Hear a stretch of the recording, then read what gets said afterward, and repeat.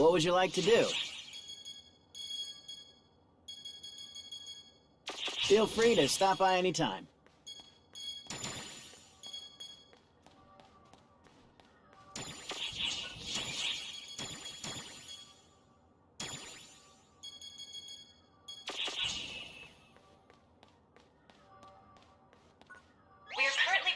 To call on all ARC's ops to participate in a large-scale enemy suppression Hello there. operation.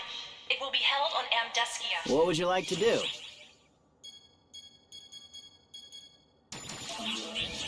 Feel free to stop by anytime.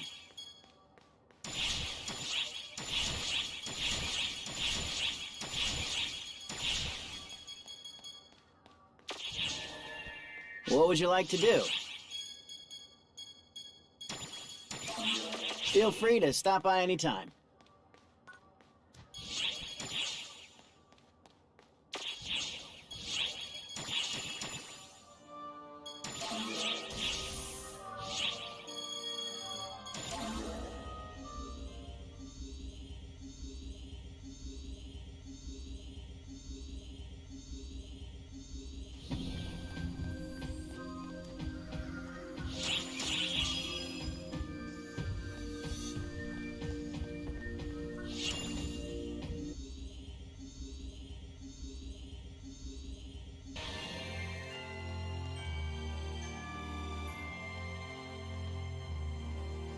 Which quest are you up for? We are currently preparing to call on all ARC's ops to participate in a large-scale enemy suppression operation. It will be held on Amdeskia. Good luck!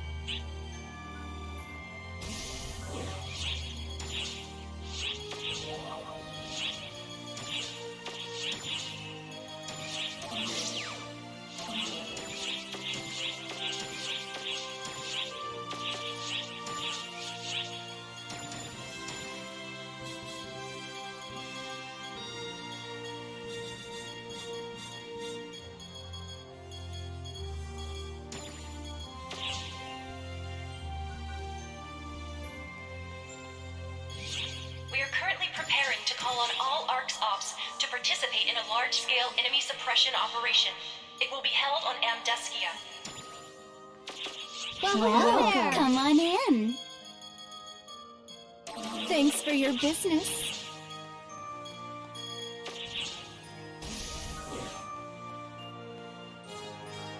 Which quest would you like?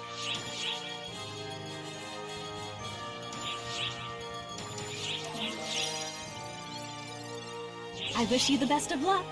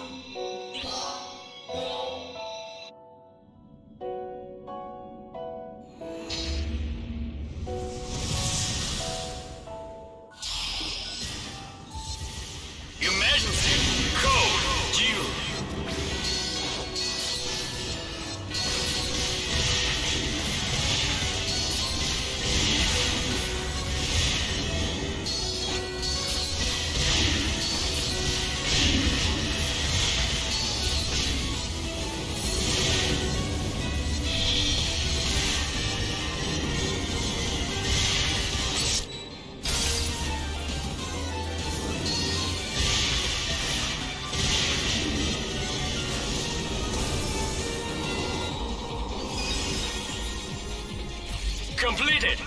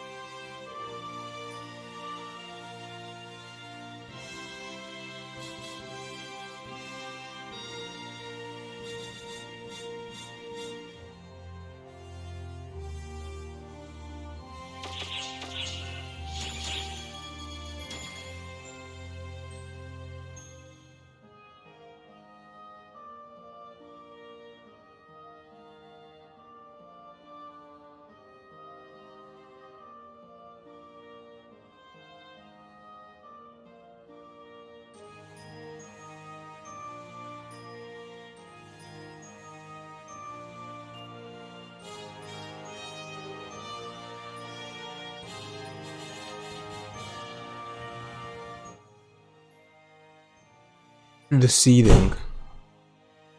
That's what's up. Hang on a minute. Okay, is that done? Mic is on. Yeah, the ceiling's up. Unless you're living outside or you're outside right now. What's happening again? What was I doing? No, that's wrong. There we go. I think that's correct.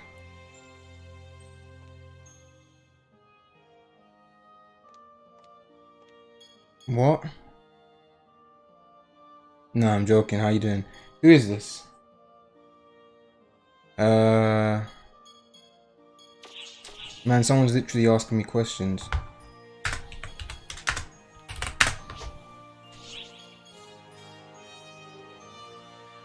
I'm on the wrong class, and my mic's on as well. Man, why does the fucking game always do that? What would you like to do? Feel free to stop by anytime. Hello there.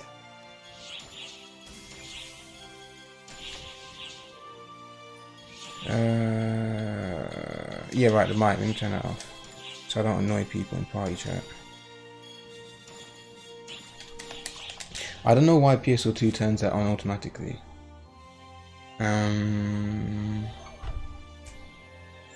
What else is there? There is, wait, what's this? Am I on ship 2? I just saw a cast named White Glint walking around the caf. Yeah, I'm on ship 2, but that's not me. I mean, you can see I'm not on a cast, right?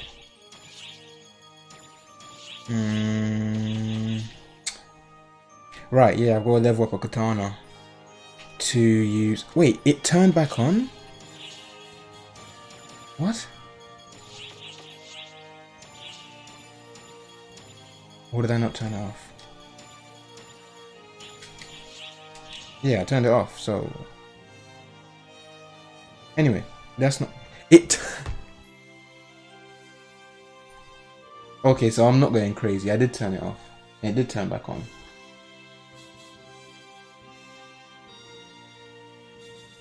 It's a newish feature, but this is fucking obnoxious. What is happening here?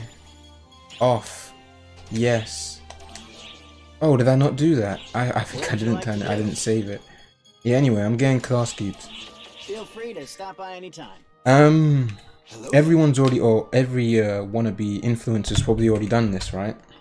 You know, covered, hey, this is what you should do for episode 6. But I've realized that those people are idiots and I'm the only smart person.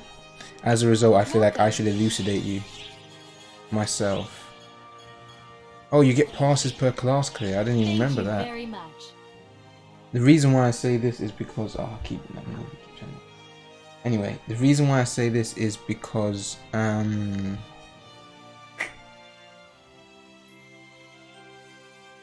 yeah, right. So with all the information we've currently got, episode 6 is coming December 9th. We're getting a half mission. We're getting a mini. Is that supposed to be Shinobu? We're getting a mini mission pass. No, that's not Shinobu. That's the other one. That's the one from the that Edgelord show. I forgot the name. You know, when that guy gets white hair, Afroetta or whatever. Anyway, yeah, right. We're getting a mini mission pass, which is lasting until December 9th, which is when episode 6 is coming out, and we're getting Phantom and Etoile at the same time, and we're getting a Liberate unlocker with the mission pass that comes out with episode 6. Episode 6 probably is not going to start with any content, but it's probably going to gain content as time goes on. So I feel like there are some things that I wanted to cover, just some minor things that I wanted to make sure that people are aware of, from speaking from actual experience and not just recycling information from others, so I can make a YouTube video that's 10 minutes long and yet doesn't say shit. Because I can now stream for 5 hours and not say shit. You see what I mean? Which one's better? Let's think about it. You know, use our head, do your research, and so on and so forth. But before we do that, The question is, oh, how embarrassing! LA chair failed. No, but in all seriousness, shit. What katana should I use? What? I think it's the ring. Yeah, it is ring for katana. What elements does the katana cover? That looks like ice and dark. So yeah, I think katana's ice and dark. I think.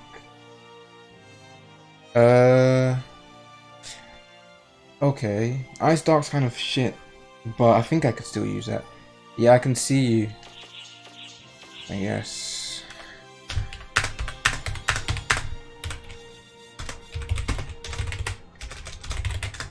Fuck.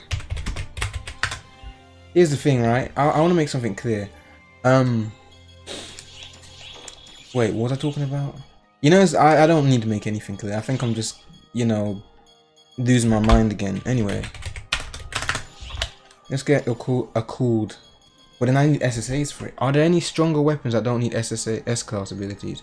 I guess Phobos, but then how much does Phobos cost? And what is the katana anyway? Gun sickle? No. Jinran? Yes. Okay, Phobos is kind of expensive. Are there any weapons I can just use that I don't need to? I don't want to make S abilities, man. That's kind of kind of annoying. Also, there's two people have interacted with me since I've logged on. And that's kind of weird. I don't usually have random people saying, "Hey, yeah," like stuff like that. You like my hair, G? You say. Yeah, I like my hair too. Actually, no, that's a lie. I don't. But thanks. I like your hair too. Am I doing Braver Mask? Dark? Oh yeah. Here's the problem. So I'm trying multi-streaming, right? I'm becoming an official, serious business streamer, which means I need to become an obnoxious dickhead, and have a flat but marketable personality. But more importantly, I need to stream on multiple platforms. Now, for anyone who's on YouTube, I'm also streaming on Twitch and vice versa. So if you hear me talking to a chat that might not be there, no, I haven't lost my mind, because I haven't even started doing Endless yet. I'm just talking to someone from another chat. So I just went on a restream and I see Slifer and Rebirth on YouTube for some reason. Okay. And am I doing Braver Mask? Yes, I am. I've done Hunter and Hero, or Hunter obviously. I've done Hero yesterday. Braver and a Fighter. And with those 4 classes, I can get all the cubes I need. And incidentally, those are all 4 classes I've got over 80. So, problem is I really don't know what katana to use, because I don't want to have to invest in S abilities. I could just use use Ivredo, but that's probably too weak. It'll probably make Mask take too long. What else have we got? We've got Ares, S abilities. We've got Occult, which is S abilities. Phobos is only 1 S ability, but it's expensive. What else? 14 stars have we got at this point? We've got Homura. We've got Guren. I wonder if anyone's made any Guren weapons. That's the katana, right? No, that's the sword. Okay, I don't really want to invest in making a Guren, but you know, actually, you can show both chats on stream. I could do that, but I don't know how to do that. I've only got 1 monitor at the moment. And yeah, I could have both chats on stream, but as you can see, I need to cock my head all the way right, break my neck to actually see the chat, because my laptop is here. Farming class cubes for augment passes. Yes, I am. Oh, so, Jan's got a German friend in my chat, I think, by Guan TV.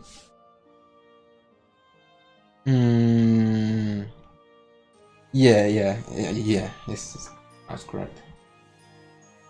Shit, I'm getting a bit overwhelmed. There are too many people talking.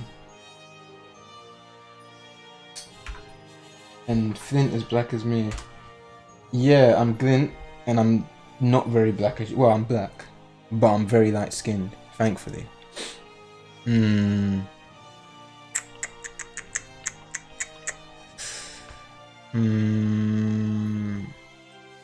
Damn it, man. I keep losing my train of thought.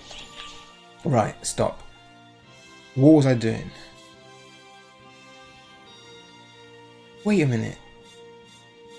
No, yeah, sorry. What was I doing? I need a katana. First step.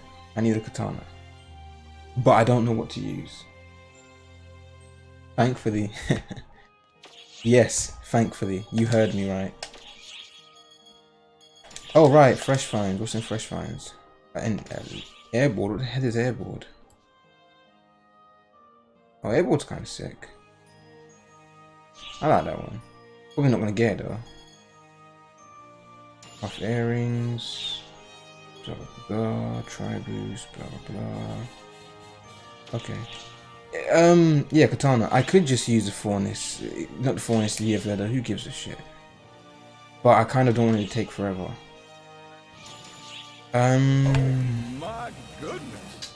Damn it. I can't focus. Unfortunately, oh wait, no, there is a katana I can use. What's it called? What's it called in JP? What's it called in NA? Sorry, it's the shitty apprentice one. What was its name? I don't even remember what its English name was. Cursed Slayer, that was it. Cursed Cutter. Oh, what the hell? I could use this in it hypothetically, even though it sucks. I could use that, but I can't afford it, so no, I can't. Do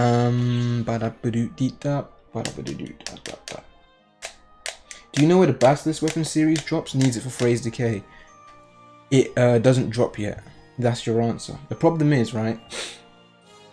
Basilisk in JP was introduced early episode 5. It was a collab drop, and then they reintroduced it again as a collection file. Before Basilisk was kind of just a whatever welfare weapon, but with Hunter, it gave you the best affix in the game, Phrase Decay.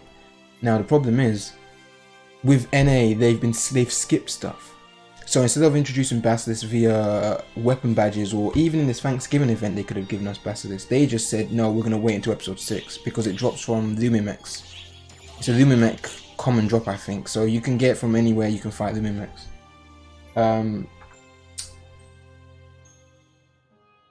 Shit. Guan TV says he likes my videos. Thank you. You need your Twitch chat for emotes. Blah blah blah. Okay, yeah, I caught up. I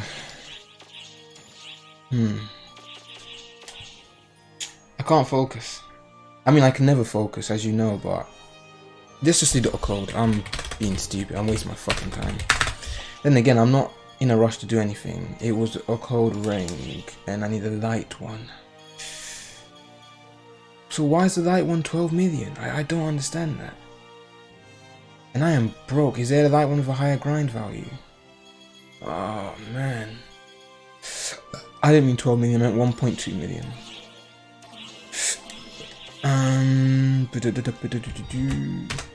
I can just trade S abilities, but I don't have the money. I'm quite broke. Oh yeah. So for anyone who tuned into my stream, when I bought those double-edged swords, yeah, basically I got screwed. I made a huge error, big mistake, and I just lost a lot of money. What do you need? And I mean, when I lost a lot of money, I mean I lost like 60 million. 50 million. I lost 50 million because everything crashed. I was way too hasty. I shouldn't have done that. I was impulsive, and I was just being impulsive. I thought I was going to be big brain and make some extra profit, but that's not what happened.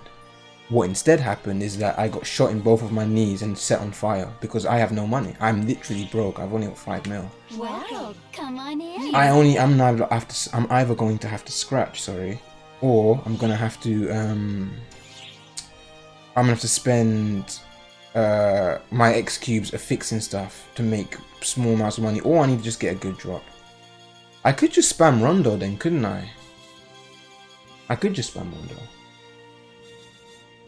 But yeah, the fact that we only get one Mark Receptor, you say it's a shame, but Mark Receptor is basically overpowered, so I'm glad we only get one Mark Receptor, because it's just too good, you know? Wait, what? How much space have I got? Leaving already? Oh, fucking cunt. Right, Kyo says hi, which is weird. Normally he comes into my chat talking shit, but I guess He's being pleasant. Fuck you, Kyo, you suck. Need something? Also known as how you doing?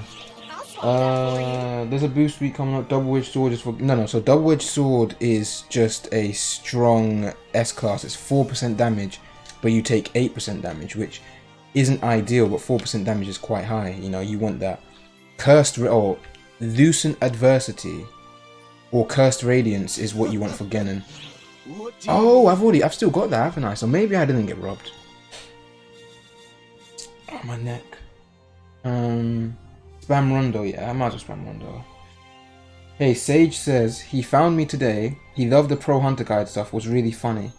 Yeah, I'm glad. You know, listen, I'm happy it was funny to you because it isn't funny to me. I've actually, unironically, and I'm not taking the piss, I've actually debated on deleting those videos because I'm so unproud of them. I'm so embarrassed by my shitty editing and my bad audio mixing, my shitty editing, and the information's okay. Nothing about the shit is wrong. It's just the presentation is not great because I can't edit to save my life. And it was kind of just let me try. You know, I thought, hey, the best thing I can do is try. Even if I can't edit to save my life, I can try to edit to save my life. But you know, creators regret, creators remorse. It's like buyer's remorse, but you spend a lot more time developing it. You make something and inevitably you hate it. There is never a situation where you like something you've made, especially the older it gets, the more you hate it. So yes, that's the situation I'm in. I didn't stop because I was too embarrassed by my my lack of editing skill. I stopped because I couldn't be bothered. Even though there are more videos I was supposed to release. 50%, that's what I'm looking for. I've already got them on me. Jesus Christ, man. How many lambda grinders do I have left? Because that's quite an important... 163. 163 sounds alright to me. You have some amazing luck. Fire, wait. Oh, it's recolored, right? Yes, fire and dark. I forgot that Occult aren't the same color as Furnace. So Furnace, you can tell what element it is just based on the color of the weapon. But you can't do that with Occult because they're recolors. I should cube that. Okay, that's 360% in a row. That's pretty lucky. You have some amazing luck. But suck my nuts, that's relatable. I'm usually more critical of my own editing. Yeah, Kyo, you say that, right? And you might be a fair, but your editing is really good, especially considering you said you've never edited before, right? Or you said you were new to editing. But unlike me, you stuck with it, and now your editing is really good. You have some amazing luck. So like, I know everyone's always more critical in their own work. Like, you say it's relatable, and it's right, because I don't think there's a single person who isn't more critical of their own work other than some sort of narcissist. But I can tell you, objectively speaking, your editing isn't adequate. It doesn't fit. It's not fit for purpose. It's good. It's pleasing to look at. You know? And admittedly, it's harder to... I feel like it's harder to edit text than to speak. I feel like editing text makes the video cleaner. For me, when it comes to like short guides, right? Editing text makes the video clean and it comes off with like a more, you know, I don't know. I just like how text edit videos are.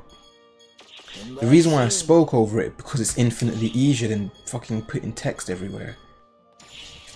And even then, I'm not quite a perfectionist, but I do have certain, I wouldn't say strict criteria. I would say I have criteria for including information that I'm not really willing to sort of waive. What does that mean? The long and short of it is that... Wait, Nemesis Chain. Okay, now I need that. Wait, Nemesis Chain. No, I don't need Nemesis anymore. Sorry, yeah, anyway, what I'm trying to say is, if I'm making a guide or something that contains... By the way, thank you for the follow, Nurichi, I believe.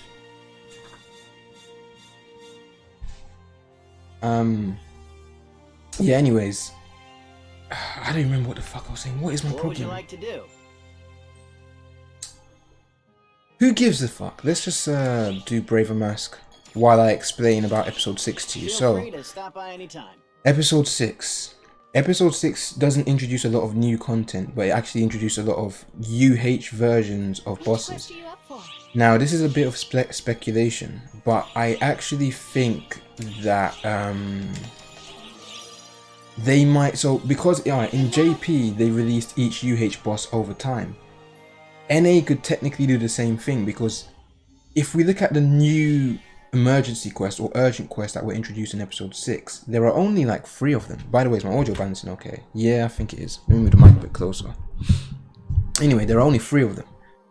So what actually happens is that they had to introduce UH Elder, UH Profound Darkness, UH Dragon, UH Omega Luthor, UH Persona, and so on and so forth, among seasonals and other stuff. The only new EQs we get is Armada, the final boss, and Armada 2, i.e. Morning of Demise.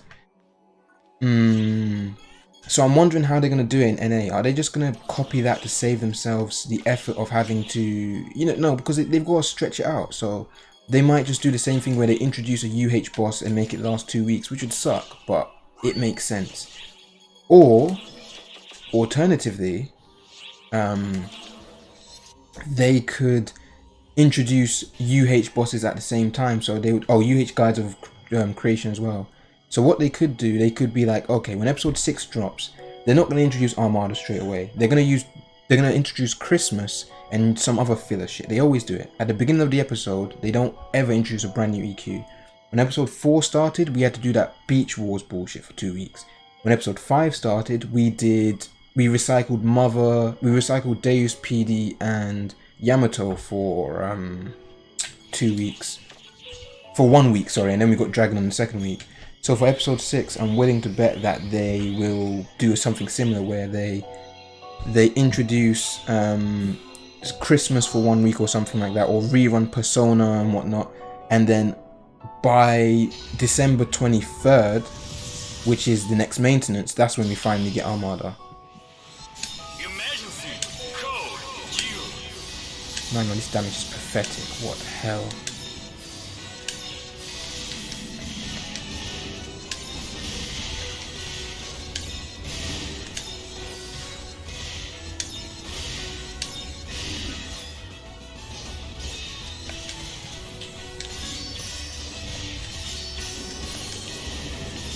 That's not bad. 30 seconds.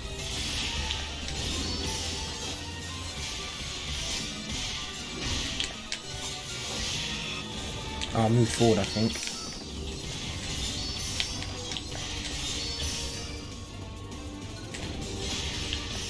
I haven't played Brave in ages. I feel so slow. Ooh. Ultimate. Yeah, that sucks.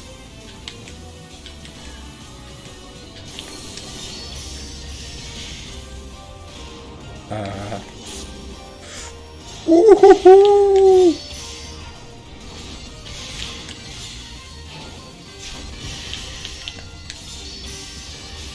This is ultimate so early in depth one,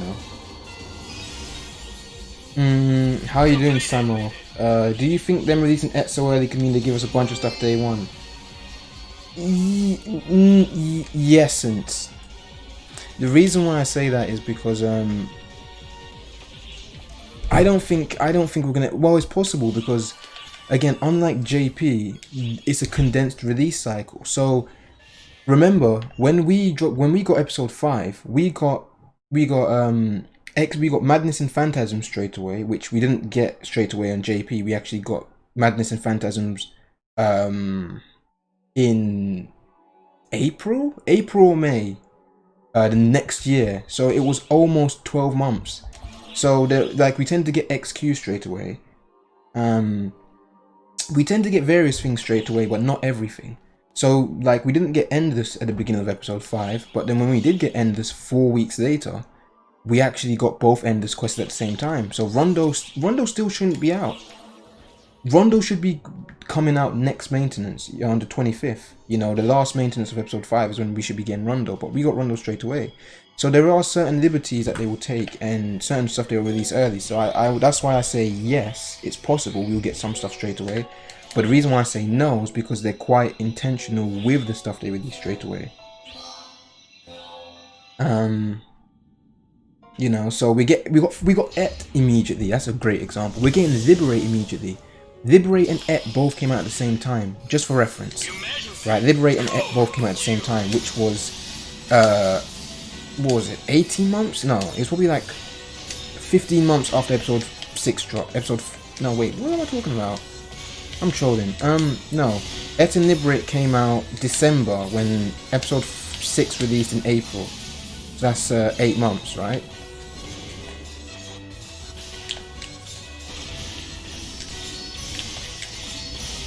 Nice fucking Sakura Gecko. I should really put Kazan on my hotbar. What? Oh, I tried to block that. Whoops. And I tried to dodge that. Yeah, I'm trolling. Wait. Oh, is this fighter? This sub. Wait, what? Why is my iron will so long? Oh boy. This is max iron will? Why am I running max iron will? Is this for fight? Oh, this was probably my sub tree, which is designed for fighter. But I thought it was automate. I guess it's just max iron will. Yeah. Yeah. Okay. If you see me get fucking iron will, it's all intentional. I'm trying to. This is scientific. I'm trying to figure out what tree this is. So this isn't just me sucking at Braver. No. It's me being scientific. Please don't go behind the pillar, you can't.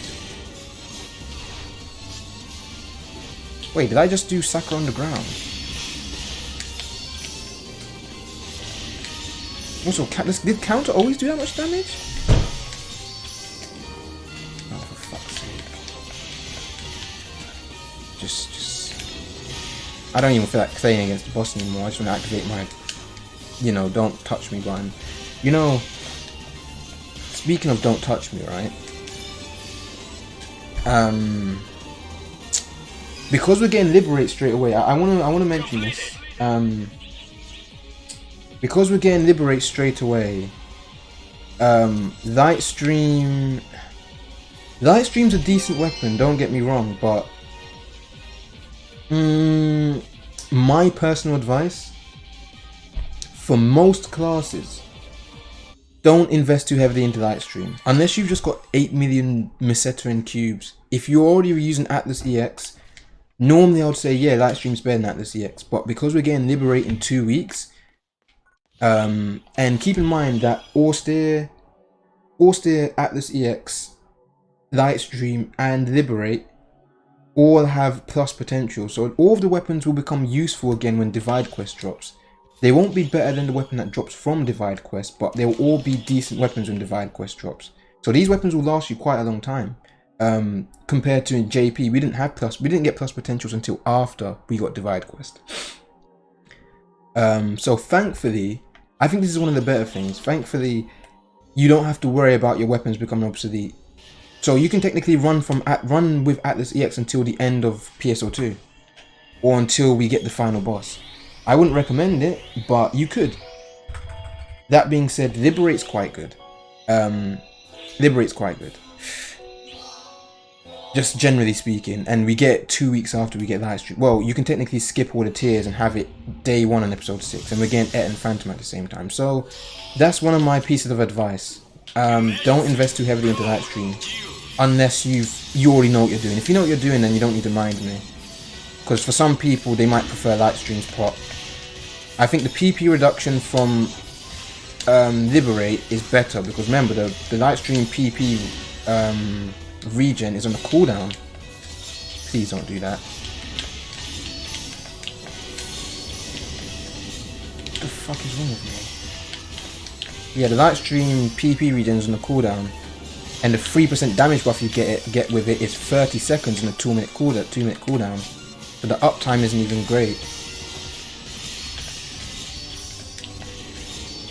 should really put Kazan onto my goddamn palette. Ah, this fucking attack's so annoying.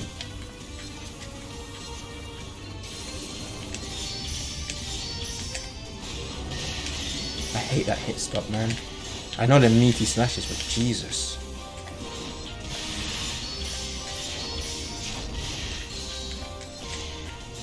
Why is he still alive?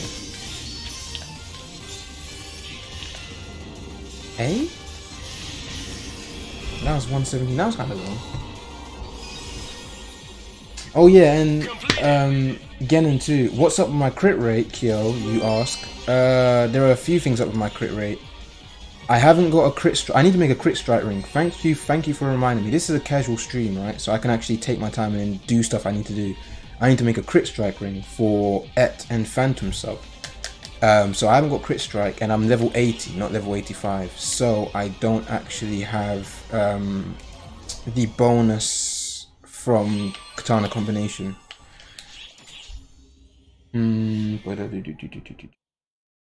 But yes, light streams are good PP. Like, remember, Genin exists, right? But light streams are good, usable PP battery. You can like get the PP regen without having to swap to another weapon.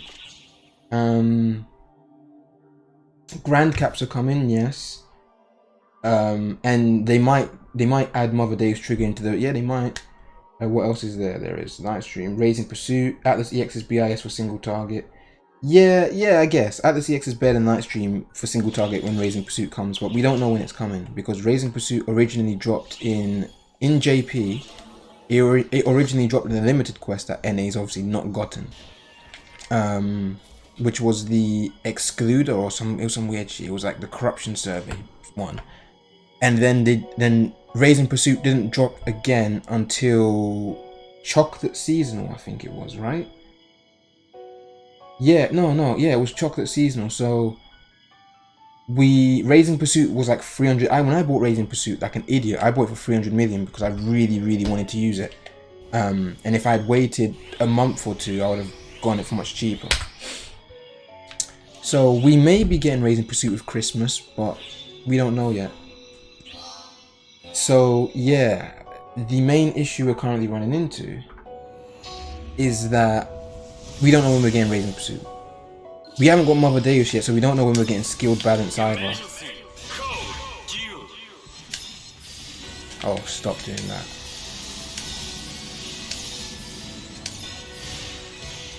That was normal 1, I think. Oh, that's normal 3. Normal 1, 3, KC. Nice one. Did I just run back into that puddle? Wait, why is it the fast puddles? What the fuck? Why was it the fast puddles in phase 1? Unless it's because he just phased as it happened.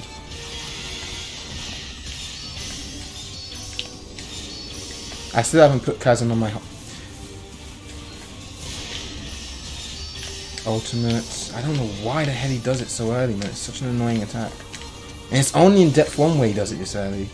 Obviously because he's not got any clones, but damn. Did that miss me? Ooh.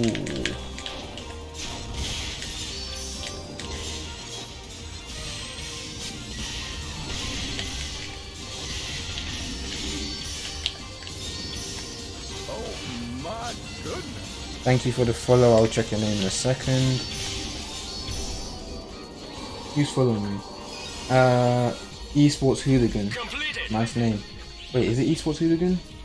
No, maybe that was the last person who followed me. Am I behind? No, it is Esports Hooligan. No, it's not. Yes, it is. No, it's... Yeah, I knew it wasn't. Gemma Pearl. Hey, your name is long. I'm just gonna call you Je. Bolton Descent. That sucks. Hey, thanks for following me, man.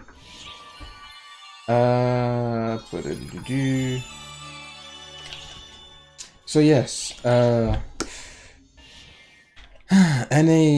is experiencing quite the lurch in. When I say lurch, it's more of like a. Well, I think this is the biggest amount of stuff we're getting at the same time.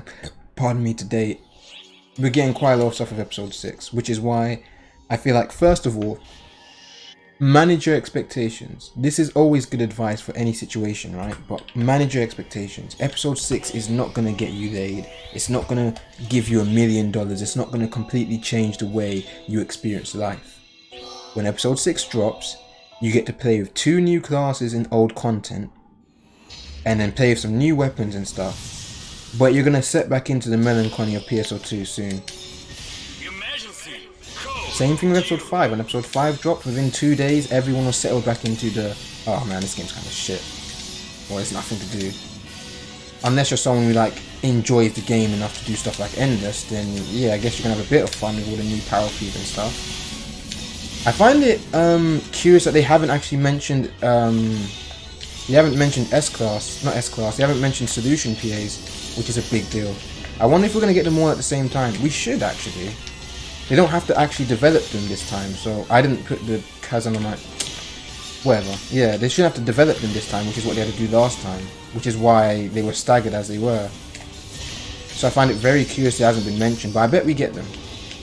That means we'll have to get we have to get UH Solo PD and UH Traces before we can get CPA, so maybe they're going to turn that into its own update. They might.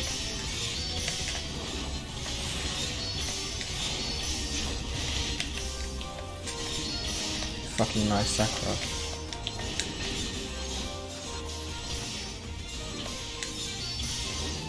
Yeah, I forgot about that. That's a big deal. Completed. Does rare drop rate does rare drop rate affect Mask Salute? Rare drop rate affects SSAs and cubes, I believe. How many cubes have I got? Speaking of which, 11 Braver cubes. That's not quite a lot. I believe it does though. But yeah, thanks for the follow, Gem. I'm just being an arsehole when I mispronounce your name as Apple. So when I call you Apple, you know, it's just me being endearing. So don't get upset that I'm calling you Apple. Anyway, thanks for following me, Apple. What was I talking about again? Did I just say enjoy and end this in the same sentence? Yes. Oh, hang on. Is that a breaking character? Oh man, Endless is so bad, I want to kill myself. Etc. and etc. CP, I'm theorizing drop together Bravers as well. Yeah, Braver was the last one. Oh yes! No. Hang on. Wait. There's a reason why I'm saying wait.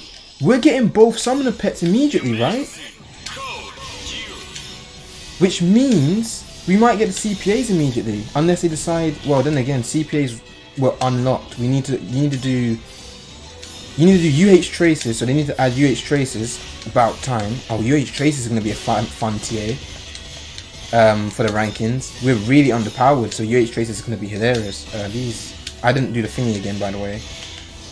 And also, my Hatos are super fucked up. I'm fucked. Yeah. This mask is going to take forever. Like 140.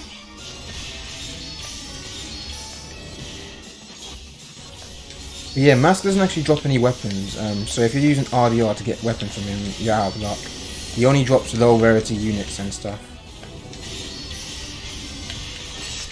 Okay. Should probably have Gurren instead of Asagurren.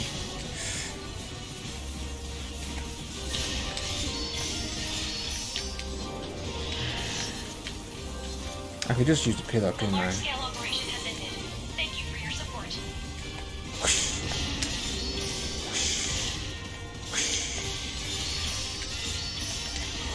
I didn't need to dash for him. Dash. Pulse, swing. How did that hit me? Did I move too much? I think I moved too much. Alright, 130 is slightly slower. Yeah, I was. Yeah. I was. You're right, Azure Hunter. That's why I was thinking that we're not gonna get CPAs on launch, which would be kind of weird. Because they haven't actually mentioned it in the patch notes, and you think they would. But we're getting the hero buffs and we're getting Phantom and Etoile, so I'm not sure why we wouldn't get CPA. That would make regular classes quite a bit weaker. Well, some CPAs suck, like Fatal Knockout, but yeah, regular classes get nerfed a bit with not having CPA. Hunter CPA is very good. Ranger CPA is very good. Bouncer CPA is it's alright. It's good. It's not amazing. It's not as good as Hunter and Ranger, which are basically broken. Braver CPA is basically broken. It's probably the best CPA in the game. If we're factoring in effectiveness and cost, right? The bow CPA is probably the best in the game, generally. Imperial Cleave is the second best. Like, it's bow CPA, Imperial Cleave, Power Gap, Ranger CPA, Power Gap again, and then it's like Bouncer and Fighter and then Gunner. Gunner's one, the thing is, Gunner's one isn't terrible, right? But it's just not amazing. It's just kind of mediocre. Like, it's kind of like what's that word again? Kind of like Bouncer's one, where it's got use, but it's just not amazing. Like, it's the sort of thing where you wouldn't interrupt your main rotation to use a CPA, whereas stuff like Imperial Cleave helps your main rotation. Yeah, stuff like I didn't do it again. Oh, fucking God. Yeah, stuff like Imperial Cleave helps your main rotation potentially, and stuff like the Launcher one makes Launcher able to boss and also makes you quite safe and has hit scan. And the bow one is super good for bow, not costing PP and doing certain burst tactics, and it's very good for AoE. It is nonsense for AoE, considering it only costs 1. Ordinarily, you'd think the bow one would cost 2, but that's how good it is. It's like a 2 cost one that costs 1. I feel like the Bouncer one should cost 1, do slightly less damage, and the bow one should cost 2. Because the bow one's got 2 modes, like, you know what I mean? I'm not asking for it to be nerfed, no. I'm just asking for it not to be buffed, because the Hunter one, Imperial Cleave, was buffed, and it's like the Imperial Cleave and the bow one, Cerulean Ballista, are like overpowered nearly, and then the Ranger one is really good as well. CPA means complex PA. That's the unofficial English translation for that's the unofficial English translation for the solution stock PA. I think the Japanese is called solution, or it roughly translates to solution, because it's a kanji. I don't remember the kanji Japanese was. But yes, they didn't announce expert, which is interesting because you think they would announce that. Thanks to the follow, I Devil Crown, by the way. YouTube, yes, they buffed the sword CPA, and Bad Intention says functional. What does functional mean? UH urgents without expert will kind of suck. Yes, they will. Well, again, there's still no fail condition, but some of them will start taking quite long. UH Elder's fine, because Elder's a punching bag. Who gives a fuck, right? UH Profound Darkness might start taking a decent amount of time, but UH Profound Darkness isn't that bad. Stuff like UH Persona, UH Guides of Creation are the stuff that you need to be worried about. UH Luthor might be a problem as well. Omega Luthor might be a problem. UH Dragon is easy. UH Dragon actually does less damage than regular Dragon and doesn't have that much more HP. UH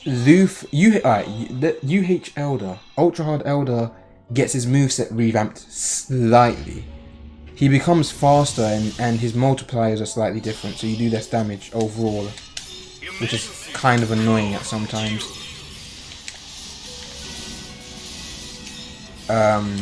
Profound Darkness is just extra HP. Dragon is just extra HP. In fact, Dragon was nerfed because that's when they got rid of the Death Limit on rematch. So technically, Dragon was made easier. Omega Luthor Omega Luthor has the same attacks. Persona gets an entirely new phase. So yeah, generally they just get more HP, and Mother Deus just gets more HP as well. Guides of Creation. Wait, why is that the fast one? That's weird.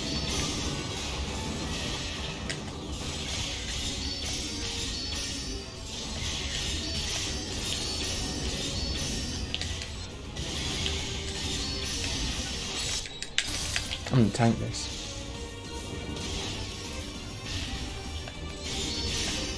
I wonder if countering does more damage than actually using Kazan. I don't have enough PP for Kazan anyway.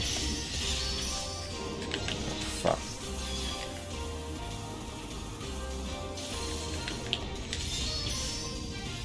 Fight is probably going to be slightly easier than Braver because I've actually got gear experience and I can use a sword if I really wanted to. But it's only the lightning spada, it's not that strong. Yeah, generally no. Most of them don't get different moveset. Most of them only just get extra HP and extra damage. Like UH is kind of lazy. Like for most, I've got 28 Brave X cubes, so I can do fighter. I can do one fighter run today. So for most bosses, right? Sorry, for most bosses, when XH was dropped, most bosses in XH got a revamp that. Or not revamp, most bosses in XH got new moves, but UH kind of just increases the HP. But here's some backstory. Here's the lore for why that is the case. So back when episode 6 dropped, somebody who was known in the Fleet Discord for typically having insider information, right? You might know him, his name's Gestia. I don't know how, he's one of, if not the most lucky PSO2 player I've ever seen, but aside from that, he has kind of always had inside information. And he mentioned early on that episode 6 is probably going to be bare bones because they took away half of the dev team of PSO2 to work on another Fantasy Star project. And I thought he was just talking bullshit. I was like, oh yeah. Now obviously I've got egg on my face. I didn't actually say out loud that he's talking bullshit, but I kind of just thought nothing of it. But obviously, it turned out that yes, that's true. And yeah, well, it's true. We've got NGS coming up. So, episode 6 largely is just recycled and low effort. In fact, a lot of episode 6 was quality of life changes. And the thing about NA is that because NA has been using episode 6's client for a long time, most of those quality of life changes are already in the game. So for NA players, they're not going to get many new things in episode 6. But yeah, Persona gets a new phase and blah blah blah. You know, and don't get me wrong, UH it's not that bad. I know you lot are like, oh, I'm gonna start, you know, making sure my runs are alliance runs and making sure that people have certain gear requirements and stuff. But trust me, it's not that bad. And most quests you can't run more than once. Like UH seasonals, you might want to have strict requirements for, but other than that. Nah, man, it's not a big of a deal. Not that big of a deal. What else is there?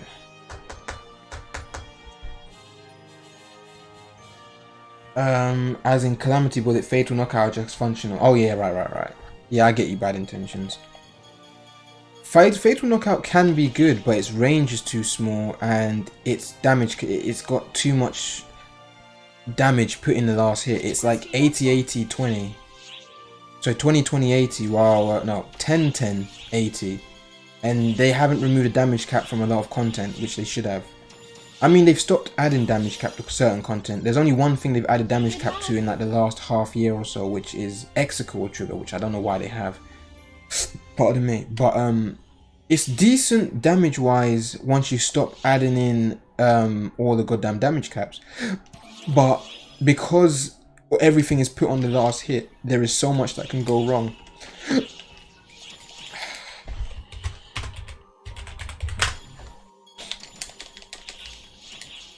So that's kind of the main issue, if there was one.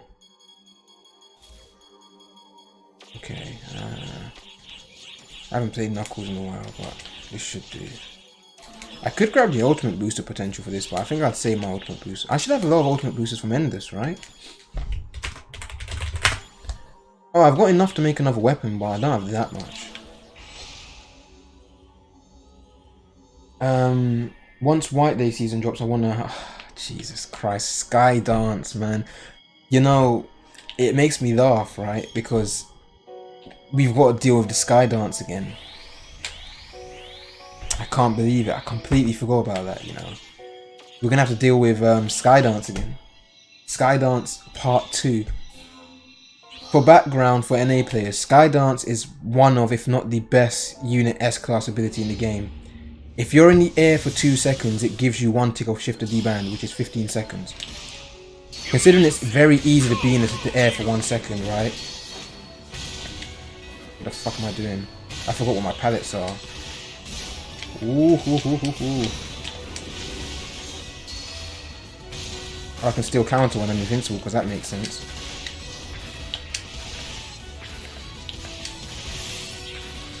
I think that's why I went Iron Will build.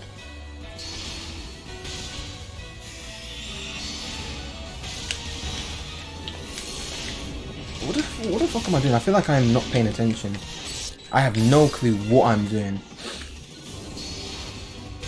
Apart from gear experience and countering. The fuck? I don't know if I've got insurance either. Oh, he resisted it. I'm in trouble now. I need to heal. I'm fucked. How am I going to do damage to him without my counters? I don't know how to play fighter. Wait, was that a dodge? Oh my fucking god. I'm in trouble. Oh, I've got a sword. Never mind.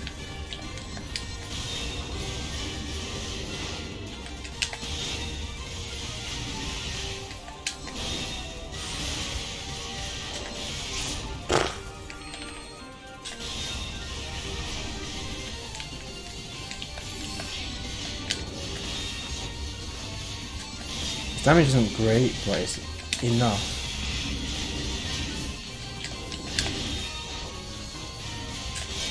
You can resist it. Completed.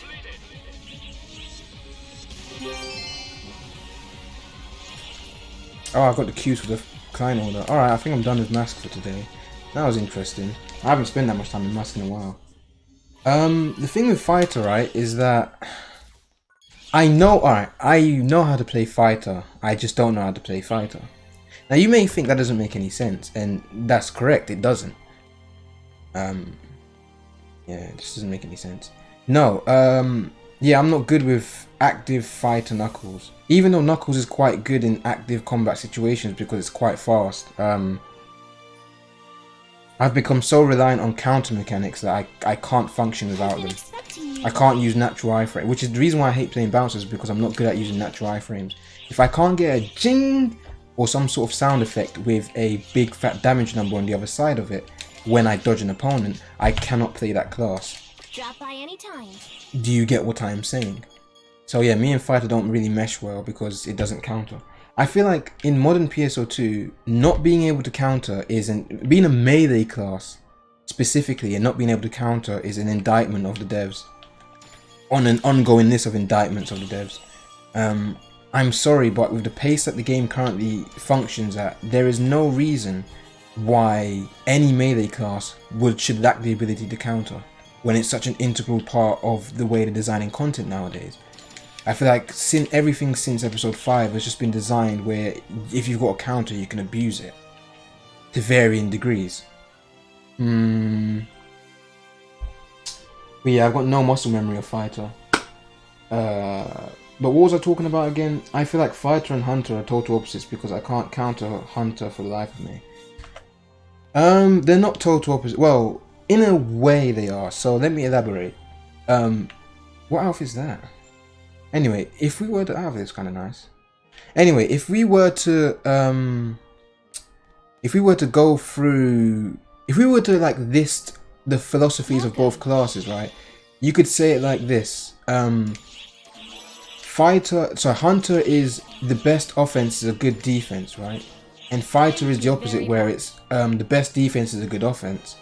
Now, essentially what that means is that Fighter really doesn't have... Fighter's got the dodge it, it's got the Twin Dagger Spin, the Knuckle Sway, and the DS Tornado, but all three of those options, you kind of have to interrupt yourself to activate them.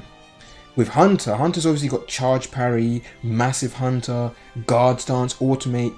With Hunter, you technically don't need to stop what you're doing to defend, so there are so many attributes of Hunter's skill tree and just its general weapon function structure that is based on defensive offense or offensive defense that you kind of can just unga bunga your way through stuff. Fighter, in theory, is supposed to do so much damage, right, that you don't really care that much about defending. Yeah, defending is kind of something you just do, but most of the enemy should be dead by the time you need to defend, or you just move out the way. That being said, the game has changed in a way where that doesn't really work anymore.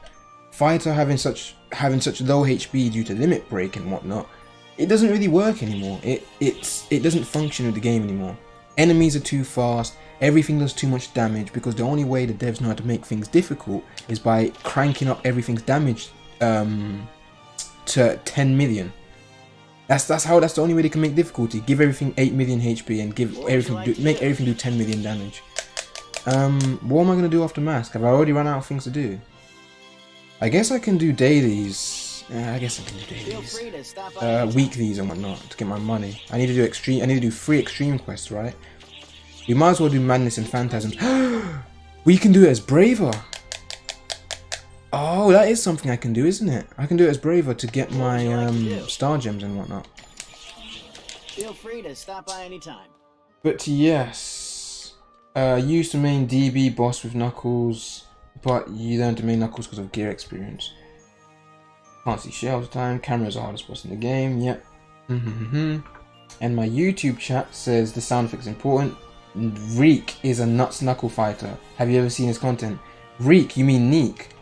Yeah, Neek reeks. Yeah, don't tell him I said that, by the way.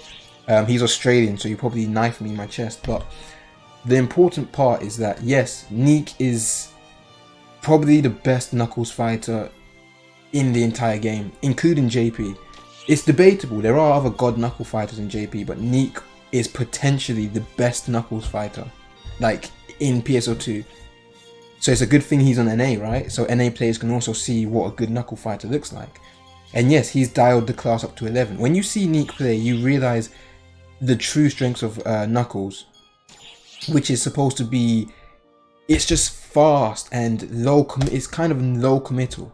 The main issue with Knuckles is that the range is so short, so you have to get up close to commit. But generally speaking, the way he uses his iframe options to maintain offensive momentum, he makes Knuckles look really fun.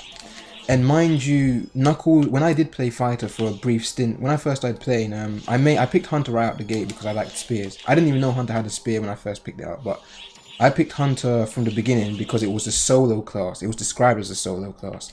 And then when I found out it had a spear, i.e. partisan, I was definitely maining Hunter.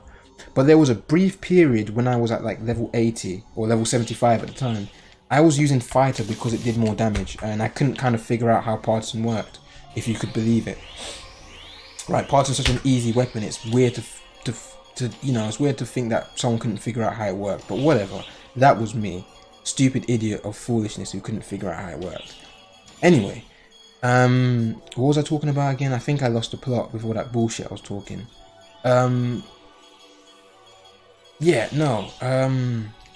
Regardless, yeah, I played fighter for a little bit, and at the time, I didn't even use twin daggers or DS that much. Twin daggers was the best weapon at the time, I think, overall, but I used Knuckles at the time. Oh shit, I can't move forward. I'm surprised that didn't hit me. I know I was inside of his hitbox, but I kind of wish it hit me.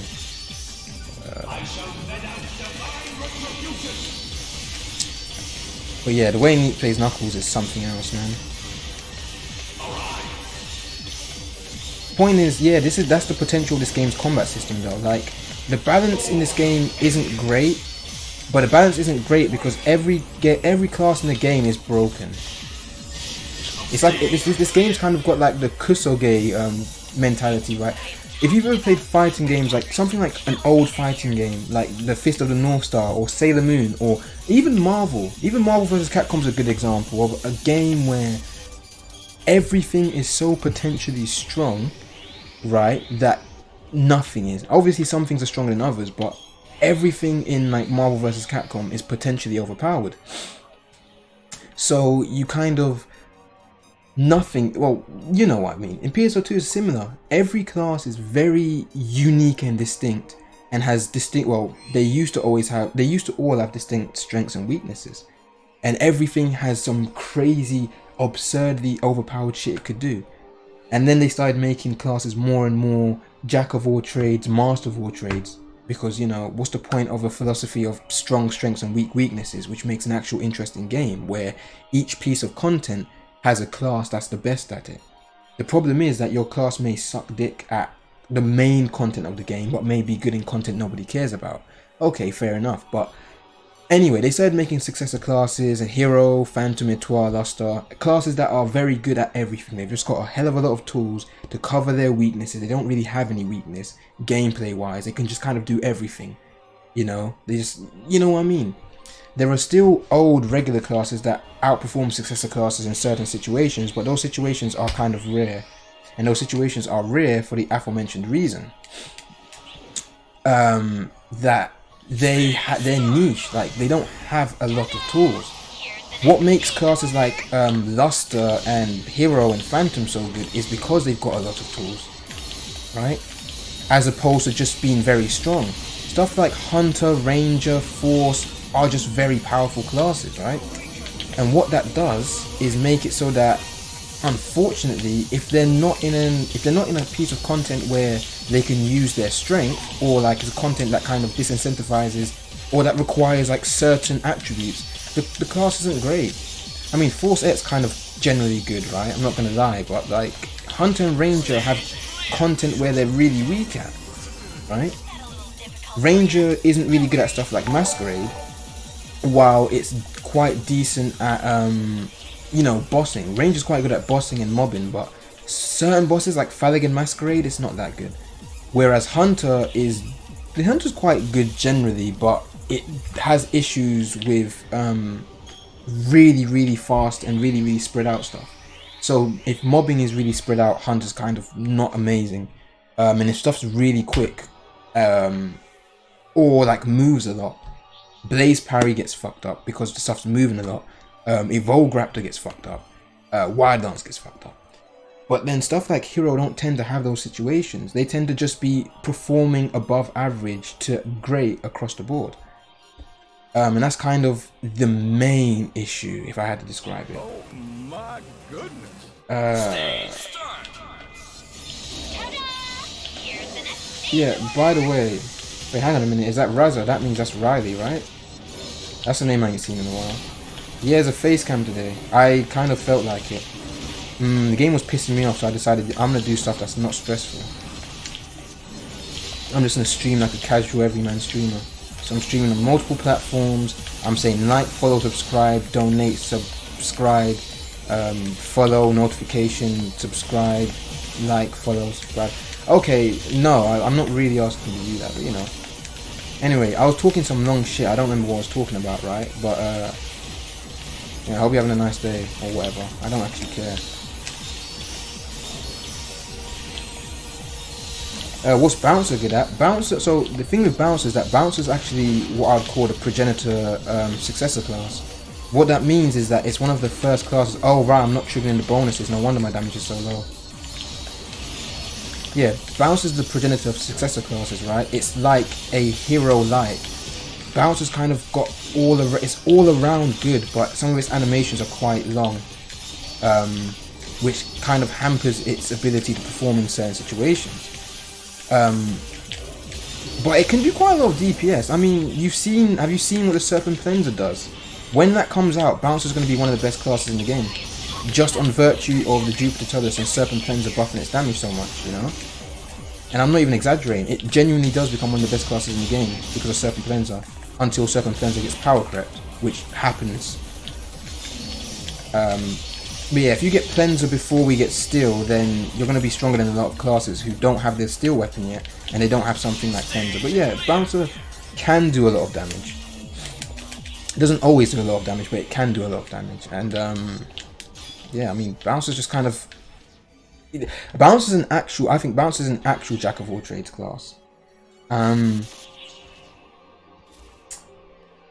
Doesn't it take until Crass for Serpent to get outperformed? No, I'm not saying Serpent. So you can actually... Alright, so PSO2's got a really weird glitch that's been in the game for a long time.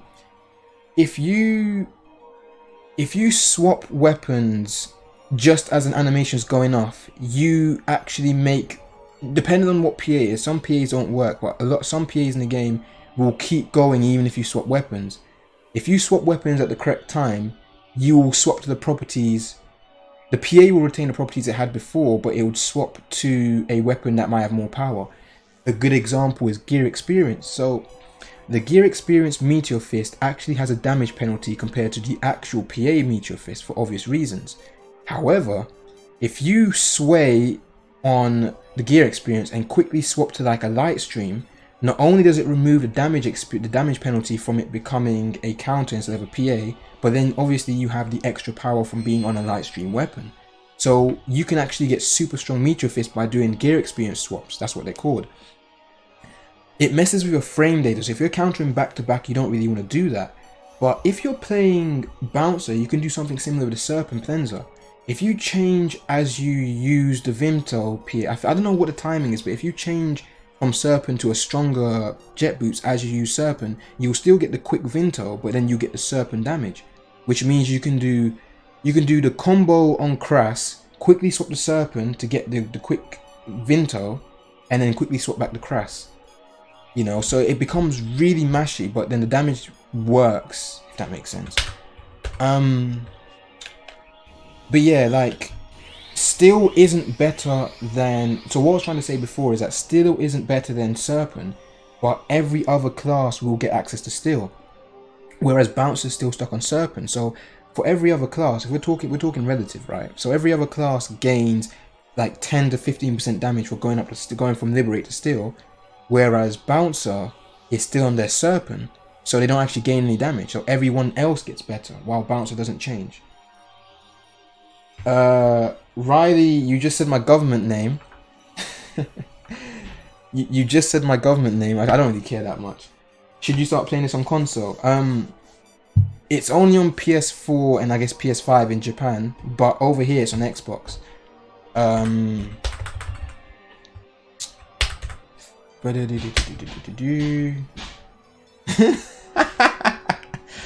Fuck. You fucked the flex. Oh fuck, I can't believe you've done that. No, I don't really care that much. What was I talking about again? Yeah, it's only on Xbox around here. So if you have an Xbox, you can start playing this. It's not that good of a game, so I wouldn't recommend it, but you can. I don't know if it's going to be on the Series X Xbox, but I don't think you should be getting a Series X Xbox anyway, because it probably sucks. The best experience is always going to be on PC, because the loading times are better, and the graphics are better, and the frame rate is better. But then obviously not everyone has a PC, because a lot of people have common sense and not spend 8 million gazillion on video games. Obviously I'm not one of those people. My PC's only worth like £1,000 at this point anyway, it's not that expensive. I was going to get a new graphics card. I was going to get a RTX 3070, but I think I'm just going to pass on that. I don't really play games apart from this piece of shit anyway.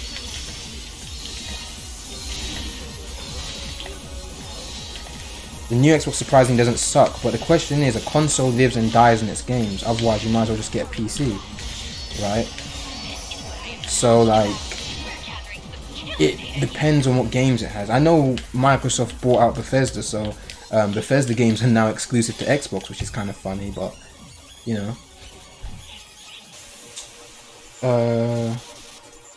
Yeah, it has the equivalent of a 270, so I'm not saying that the Xbox and PlayStation are decent consoles, but they're still always going to be inferior to PC in game selection and whatnot. I mean, I would have bought a PS5 for Demon's Souls if I had a bit less common sense, and I really do want to play Demon's Souls, but there's nothing I can do apart from not do that, because it doesn't make any sense. I hope I don't die here. I mean, this quest isn't really that hard and Braver, but I don't like the first stage. And obviously there's that goddamn floor.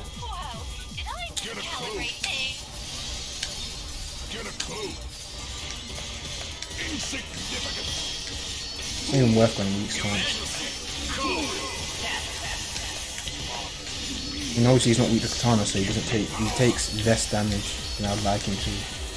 See, I'll phase him, okay, that's good. And I've got to do some fighter. Oh, I've already done it on fighter, I think. So I've already got the starter for fighter. Oh no, I should be doing the... Oh, I fucked up. I needed the katana strap.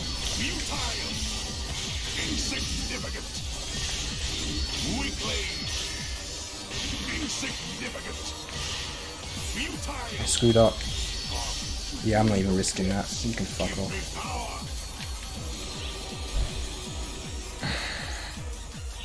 Okay.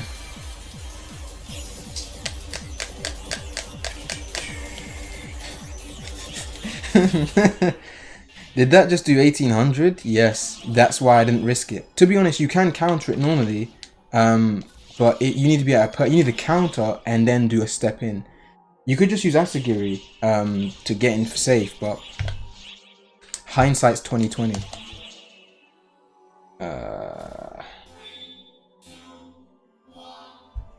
Chompy says Glint is actually black.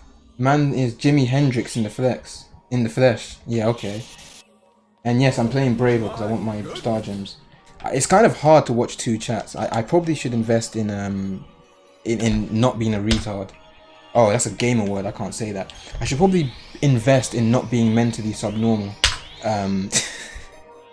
Jesus Christ. And get my other monitor back, but...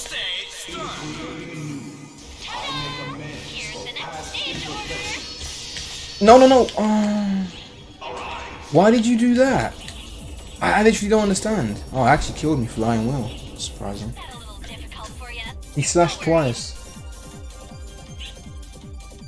Am I using Restream? Yes.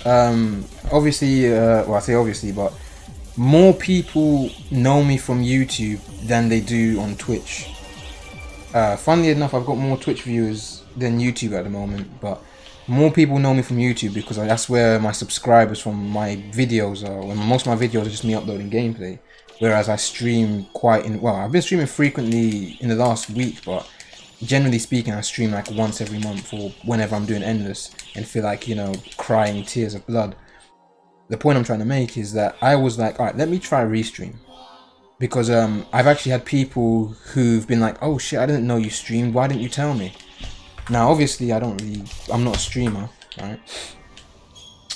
But that does make a lot of sense. Most people are seeing my YouTube videos, right? So why the hell am I on Twitch?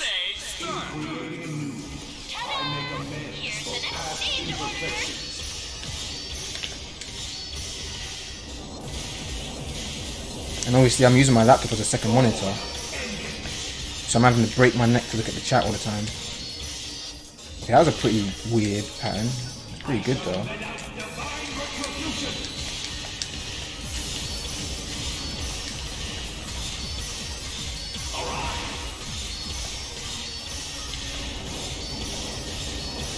And usually my chat's not this lively because again, I'm usually streaming Endless and I'm usually in a bad mood. I thought I was gonna hit me, you know. How is he still alive again?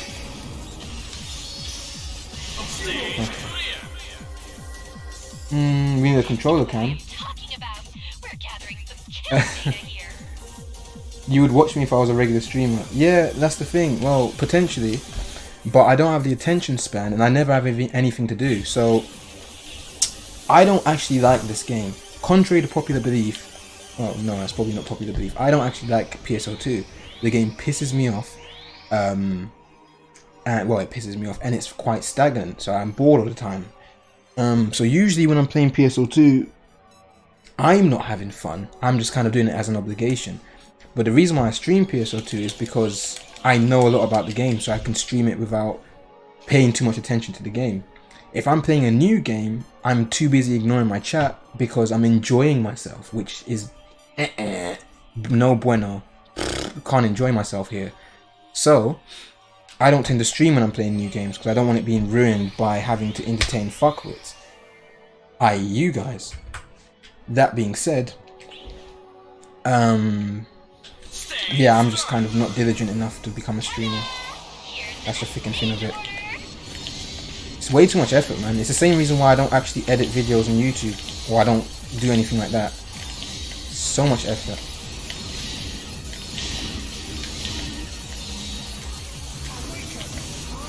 It's harder than it looks. Like streaming and all that. If you haven't done it before, it's harder than it looks. Like right now, I'm missing half my chat messages, right? Because I'm playing the game. And obviously I need to watch 2 chats now as opposed to 1. And also I'm getting more views than I usually do. Because I think I've got a combine of 100 people, which is kind of odd. Well, no, it's not. It would be, usually I don't get this much on Twitch. Usually my YouTube views are about 50 to 60. And my Twitch is between 20 and 30, maybe 40. But it's kind of flipped. So maybe everyone's having a good day, that's why they're here. What was I talking about again? Oh yeah, right. Those end the streams would be a lot less angry if you played a Scion class. Yeah, basically. Oh my Alright, anyway, thanks for the follow. Isaac followed me again, I guess. Kawami Taisho and Trek 120. And I probably got followed by someone else. my goodness. Maybe like maybe Discord. Where's the other chat? The other chat's Twitch, blah blah blah. Blah, blah, blah. My goodness. That's like 5 million follows. See, this is what I mean. You don't need to do that because you're just going to be disappointed. Let me explain something to you. When I don't stream ever again after this, and you followed me in anticipation of seeing me stream, and it's probably not, you don't lose anything for following. When I get subscribers, I get annoyed because now I feel an obligation to stream because people have subscribed to me. People have either spent their prime or spent real, actual, for real, genuine money to watch me complain about Endless, which doesn't make any sense to me. I probably shouldn't have used KC actually.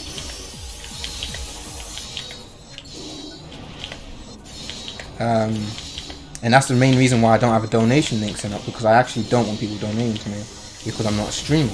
Donate to some ego bumfuck. I literally don't care. But look at me humble bragging like some bitch. The point I'm trying to make is fuck these vampires, man.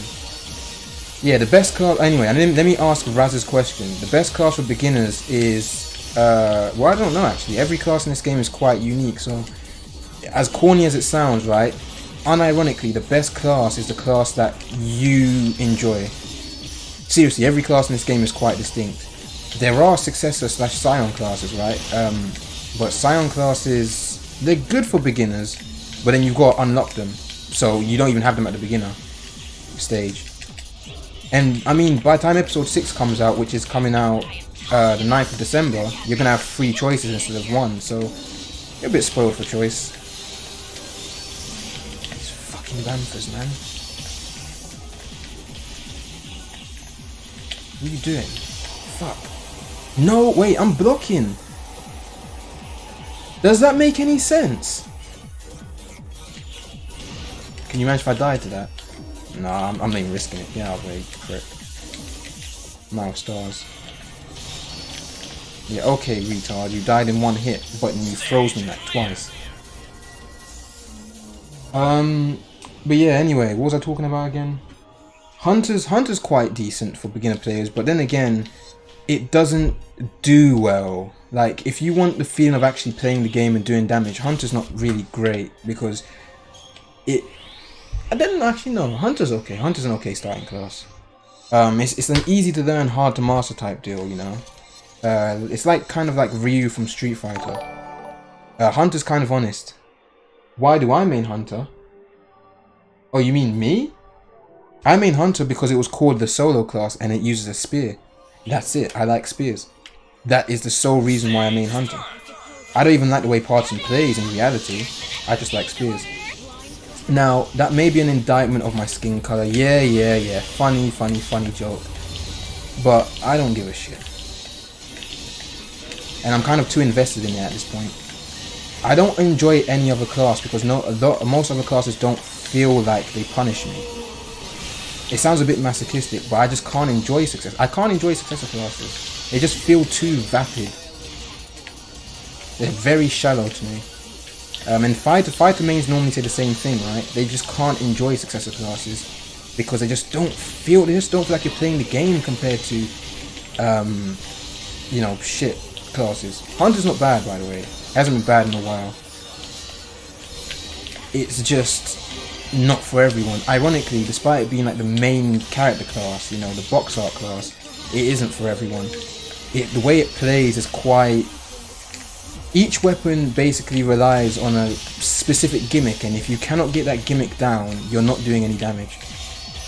To do damage on Hunter, you kind of really need to know. You need to know enemies quite well because the class is kind of slow and janky. It's an episode 1 class, so it's got a lot of clunk. Same thing with Fighter as well. If you want to main these classes, you need to know your weapons quite well, and you need to know the enemies quite well, because you've got to do a lot of things in advance, and you've got to manage. Like Volgraptor, for example, you can't put Volgraptor on parts that break. You can't put Volgraptor when enemies in the get up, so you need to know the enemy down timings, because, you know, again, Volgraptor is janky. You can't put it on parts that that are resisted, otherwise it's going to do less damage, and so on and so forth. With Ignite Parry, it's obvious. You literally need to know what the bosses' patterns are, or you won't be able to get anywhere. Listen. If you find it fun, like Jin Kazuma says, he finds it fun, right? If you find it fun, I'm not here to call you a loser for playing classes that are designed better, because they're designed better. I'm not going to act like they're designed better. I'm not here to cap, right? For the sake of an agenda, they're designed better. The problem is they're kind of designed better at the expense of the game's own combat system. What the fuck? The game changed its entire gameplay loop, or its entire like action RPG pacing, because action RPGs live and die by their unique pacing, right? The reason why people enjoy Monster Hunter is because the way it's designed, it's like the action RPG aspect. Every weapon is super clunky, everything's high committal, everything's slow, but that's the game's combat loop. I forgot to do the katana strat again, right? But then when you start designing classes that all of a sudden kind of break the rules and then have less weaknesses just because why not, right?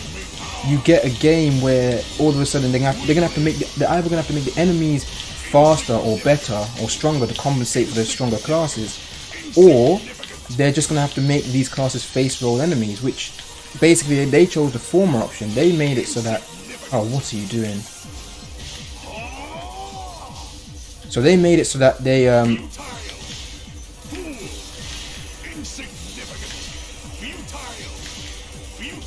What? No, stop doing that. What are you doing?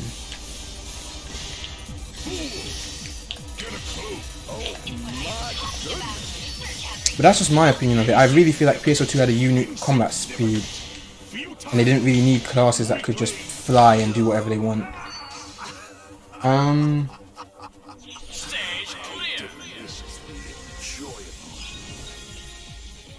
Light bowgun is high commitment if you want to actually deal damage. You know what I mean? Not everything. I mean, light bowgun originally the slicer ammo was kind of cheesy, but I feel like it's more balanced now, right?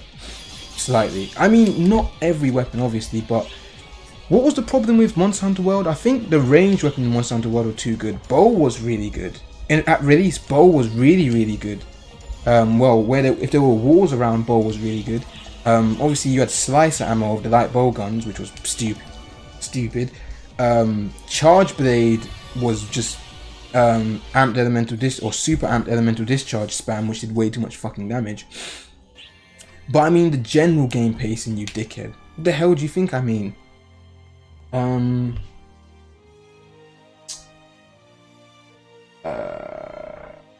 What was I talking about again? Heavy bowgun, light bowgun, and bow are broken, but heavy bowgun was always broken. That's what I mean. So all the range weapons are really good, and obviously, like, think about this logically, right? Monster Hunter, big ass enemies. They're kind of slow, but they can be fast. What weapon's gonna be better? Something that's safe at range, or something that's up close? So what action games usually do to balance that is they make ranged options weaker because you're not actively engaging in combat. So it's lower risk, but you get lower reward. Now some games fuck this up. Even PSO2 has already done that before. But part of what makes successor classes so good is not only that they have tools that have answers to everything, but they also have despite being basically melee designed classes, they all have ridiculously good ranged options.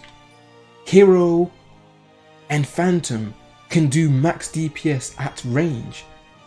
Especially with the TMG buffs, Hero's even better at it now. Phantom can literally be a melee class at range. Does that make any sense? Luster is the same shit. You know, and the point I'm trying to make is that because of that, the balance gets fucked up. In PSO2 actually, they kind of flipped the script slightly. In PSO2, traditionally, the ranged classes, or the gun classes, I guess bow as well, have always been the strongest boss killers. Always. Well, not always, but in modern PSO2, they've always been the best boss killers. Gunner, Ranger, and Bow Braver have been the top 3 DPS classes on most bosses, especially bosses with large hitboxes. I say most, on a lot of bosses. Stuff like Elder, Luther, well, Gunner's shit on Elder, but you know, Luther for Gunner, Bow, and Rifle, all 3 of them are quite good at Luther. PD, you can cheese it with the, you can end the track cheese. I guess Bow and Gunner aren't that good on PD. Magatsu, obviously we know how good Bow is there. Gunner's pretty good there as well. Mother, Gunner's really good there. Range is pretty decent there in the first phase. Bow is decent there. It's not amazing. The point I'm trying to make is that they've always had really high dummy damage. The range classes have always had the highest dummy damage in the game. But that's because this game is more melee oriented. You can't really you can be safe, but not always. I mean, I don't know, there are a lot of exceptions to what I'm saying, so maybe I'm just talking shit, but on the topic of successors, they're generally very smooth to play with no flaws. People like that whether they consciously admit it or not. Yeah, exactly. And in my opinion, without trying to sound like a pretentious dickhead, which I'm already doing, right? I feel like the flaws are what give it flavor, what give this game or give any game flavor. A video game is supposed to be challenging. A video game is supposed to set out rules, and as long as you abide by those rules, you can do whatever you want within them. And successor classes aren't cheating; they're not breaking rules. But I genuinely feel like PSO2's entire identity was warped and altered from Hero's release, because they had to buff every class to kind of match Hero loosely. And now all the enemies are getting faster, but they've been patchwork buffing classes. So classes that are episode 1 classes still have very weak weaknesses against certain enemy types. Even if they crank up the damage to 11, you're still not going to be doing damage if you can't hit the fucking enemy. Whereas successor classes are always, again, performing decent to above average to good, because they have all the tools to always be hitting the enemy. So even if their raw dummy damage is kind of low, like Phantom's raw dummy damage isn't that good, Hero's raw dummy damage isn't that good. But then when you factor in the tools they have among the counter, the finisher, the AoE and all that stuff, they perform well. They're like really good classes in practicality because of all the stuff they have. And then Luster literally they dropped all pretense and said, fuck it, we just want Luster to be. Luster is the last class. It's Lasta in Japanese, right? It's the last class. All pretenses are gone. Luster's the best class in the game. That's it. No matter how fun or well designed it is, it's the best class in the game because they've made it the best class in the game. They gave it everything. Luster has everything apart from tech access. I'm surprised Luster doesn't have tech access, because technically tech classes can use a gun slash too. I thought they would have given it tech access, but Luster can do everything. And I don't hate it, don't get me wrong. I'm happy that Gunslash, after 8 years, Gunslash got justice, but I'm just kind of saying it straight out. Luster can just do everything. It's got like near quasi full hit scan moveset. It's got like 3 different ways it can counter. It's got insane tracking. It does a lot of damage. Its AoE spread is incredible. It can move while attacking at range, because remember, a lot of your attacks are bullets, even though not all of them, not like the brand extension for example, right? But it doesn't matter, does it? Because you press one button on Luster and it will take you precisely to what you've locked onto, regardless of Y-axis, X-axis or Z-axis. It doesn't matter. You press a button on Luster and it takes you exactly to where you're locked onto. So hard to reach weak points aren't a thing. But then again, Etoile also has that. And then again, Phantom also has that. And then again, Hero also has that. So what the hell am I talking about? Even Gunner and Bouncer kind of have that button that takes you specifically to where you're locking onto. But the difference is, those kind of aren't great. Hero's technically got Flash Trick and Safoi, which are just tools. Phantom's got the Katana PA and also got Safoi. You know what I mean? Just Hunter can't even stay in the air, for fuck's sake. Half of Hunter's moveset are charge PAs, which generally speaking What would you like to do? are the strongest moves in Hunter's moveset are charge PAs. The only weapon that can actually fight in the air in Hunter's toolkit is Wired Lance. And Wired Lance is one of the jankiest weapons in the game because all of its moveset is just Feel free to stop by grapple anytime. gimmick bullshit. Hello there. But what the hell was I talking about again? Listen, I've been blathering on about for hours and I haven't even been listening to I haven't even been reading my chat. So let's read the chat. Don't worry, bad intentions. I'm still listening to you. Yeah, man, I missed so many messages. Man, I don't give a fuck. I missed so many messages. We're just gonna start fresh. Hello guys, welcome to my stream. This is the first second I've been streaming for, so everything from this point onwards is canon. Everything before was filler. That never happened. So now that I'm actually reading the chat, what about using Rising Slash on Sword to gain height? Well, you can do that, but if you want to use another Rising Slash, you're gonna fall to the ground. You can't stay fighting in the air unless you use PAs that are suboptimal. Rising Edge, Nova Strike are two of Sword's best PAs, right? But those charge, which drop your height immediately. So when we went like Dragon, alright, Dragon's a good example. You guys have fought Dragon, right? Everyone here has fought Dragon. It's got a big fat weak spot on its head, right? If you can't get access to its legs, right? How many times did I just say right? Anyway, if you can't get access to his head's left, you know, how are you going to hit it? How are you going to hit its head as Sword left? Because you can't get up there. If you use jump in dodge and then you use, I just spat. You use jump in dodge and you do another jump and it's already moved on. You can't fire in the air. Guilty Break's another one of Sword's main PAs. It's just also a charge PA. Left. So, you know what I mean? You just can't perpetually stay in the air and fight. And Fighter needs to switch to Twin Daggers to do that. Because DS can stay in the air. Knuckles can't stay in the air. Knuckles is designed to be a ground weapon. With DS, you can stay in the air, but you can't move. You can't chase in the air. So the enemy moves, you're fucked. And TDs are the only weapon you have that can do that. And TDs are like in 2015, the 2015 weapon still. What was I talking about again? Anyway, yeah, so Rising Slash normal attack. But the thing is, Pen Sage, right? You're not doing damage if you're doing that. You can Rising Edge normal attack, but you're not doing damage. We're talking about Hunter, not Hero. Rising Slash is Hero, Rising Edge is Hello there. Hunter. But yeah, you're not doing damage. Classes can do their max damage while gaining height. Bouncer was the first class to be able to kind of do that, but that was the whole point, right? If you're playing Bouncer, you're already resigned to being a kicker. And as we all know, in any media, especially anime and games, right? Kickers are usually not protagonists. They're usually side characters who die in like the third act. They're usually side characters, right? Kicking is not cool, especially if you've got gigantic clown Timberlands on your feet. So kickers are not cool by default, meaning Bouncer's not cool. So to balance out the fact that Bouncer's not really cool, they made it the class that can, you know, double jump. It made sense that Bouncer can double jump because of the disgusting clown shoes. But why can Hero double jump? Because it's an anime protagonist? What? Do you know what I mean? Why did Hero get double jump?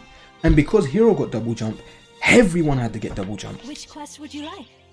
Everyone had to get double jump because why did Hero get double jump? We didn't used to have double jump, you know. We didn't even used to have step. We used to have to use a skill ring for step jump. Only Bouncer could do double jump until Hero came along. We didn't even used to have first JA. We used to either have to put step JA into our units via skill rings, or right, we either had to use step JA, or we had to use a normal attack to get our JA circle. Hero was the first class to introduce, was it Hero or was it Force? I think it was Hero. Was the first class to introduce your first attack being a JA. You see how that's a JA? It didn't used to be like that. You used to have to do a normal attack to get your JA window, so you'd have to play in advance, or use step JA, which was a skill ring that you had to slot to get access to that. Right? But do you see what I mean? They literally fucked the flex completely with Hero. They just decided that they don't care. I'm bashing on Hero again. How did that happen? How did that happen? How am I bashing on Hero again? It's not important. I don't remember what I was talking about. Right, yeah. Right, gaining height. Not every class can do it. Pardon me. Hero introduced First Blood. I think Force got a different version of First Blood a bit later, but Hero introduced it. You might be seeing me doing Endless Rondo, but do not be alarmed. This is casual, super cash Endless Rondo. Let's check the restream again. Okay, no messages from YouTube. Appreciate the passing guide though. Please. Oh yes.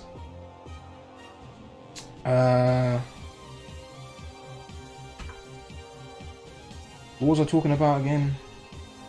Best of luck. I'm not even a boomer though. I'm 22. I'm surprised I'm 22. I completely forgot it's been my birthday. That's kind of not good. But yeah, no. I'm 22. I'm not a boomer. Even though I was born an old man, right? Don't mind that too much. That's just kind of a side effect. Anyway, this is casual Rondo. We're just here to have fun and get loot. Because I'm really broke right now, so I need money. Now, unfortunately, I'm not going to be one-lapping. I could probably one-lap if I was in sweat mode, but yeah, I probably couldn't actually. That's probably a lie. Oh, please give me the austere buff. Please? How have I not got PB yet? I'm not clearing off these fucking wolves. Like, these golem enemies are a good example. These enemies were hell without double jump, and even with double jump, they're annoying. If you're not a range class or something like Hero, it's not fun. Ah, Seabed. Is it boosted? What is it with that load time? How is it not boosted if it's taking 10 years to load?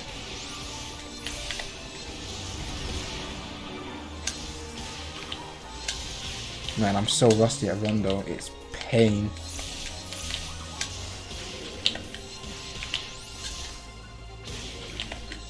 What? Okay. Rondo is all rooting. You just have to know how to root get the enemies to come to you, basically.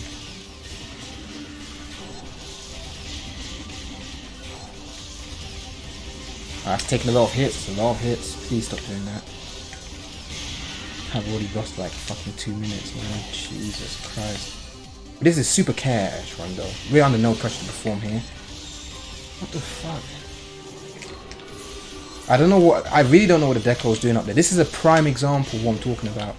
That was a struggle because the enemy decided to be a dickhead, right? And there's not much I can do about the enemy deciding to be a dickhead.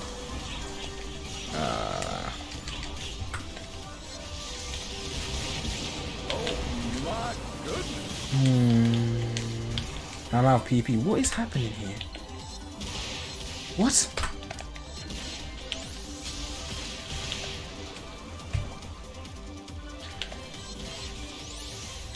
I haven't got Imperial Cleave. How the hell am I going to do this part?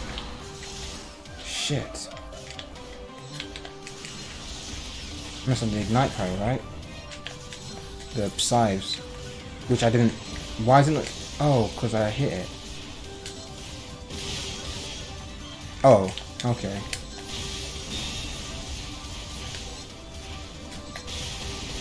What the fuck? Jesus Christ, this is going poorly. Again, this is super cash. Don't worry about it. I'm fighting the urge to reset right now.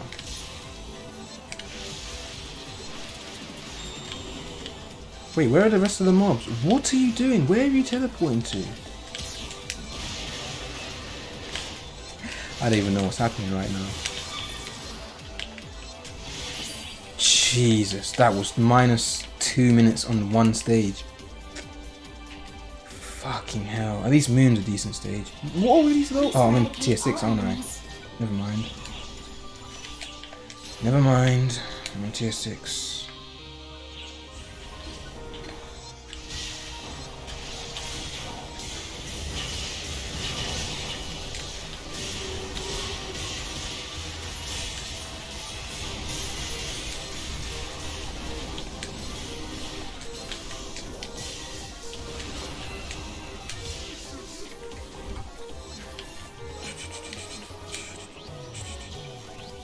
Should I go sword here?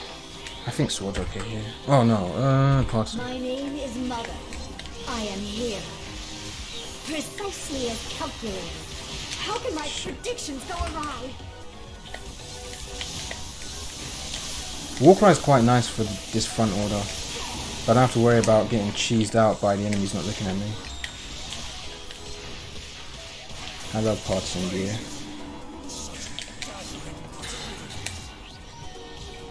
Don't need Nifta. I really wish I had Imperial Cleave. I wish I had Warcry actually.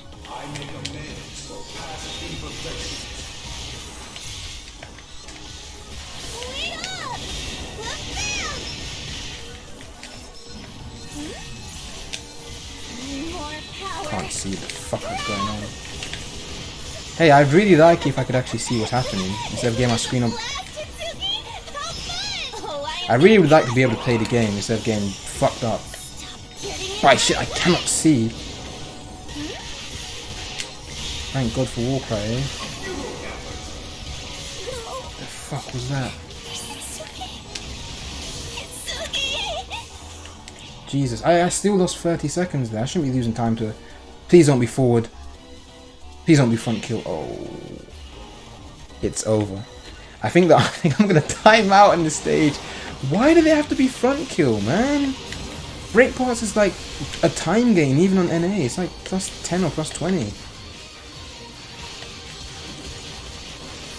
Front kill is just cancer. Stop doing that.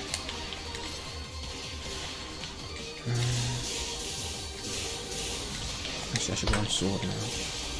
This isn't over. At least I can do this. Oh, I'm too far forward. I didn't mean to go past her. Actually, that's fine.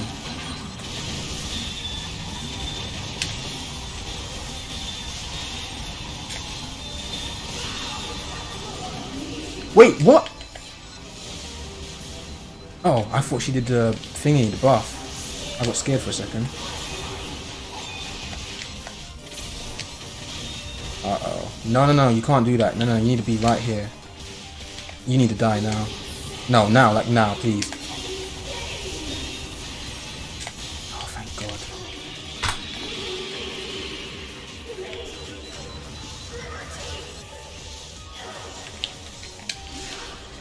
How am I only at 54? K? Nice PA. Do you mean the Ignite parry spam? Do you know how much skill that costs? That requires, rather.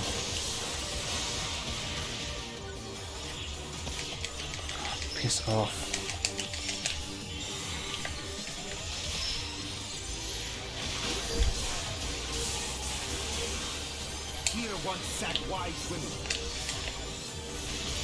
I don't know where I lost that time to. Was it because I fucked up the...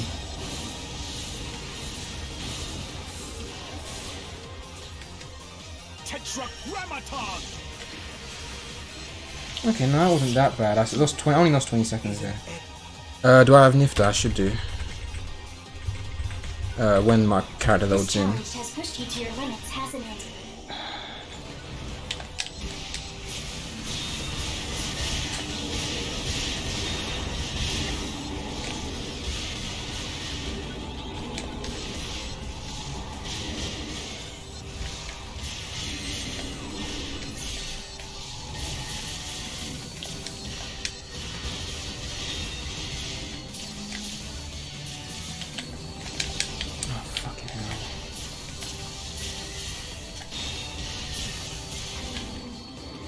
Let our epic battle commence. Weekly. Just a little bit more. Keep it up. I would very much like to see what I'm doing, you dickhead enemies.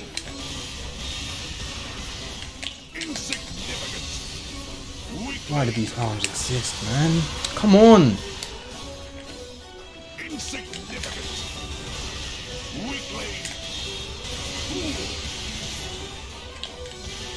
Path. Okay, I barely saw that, but he's buffed. I'm on the floor.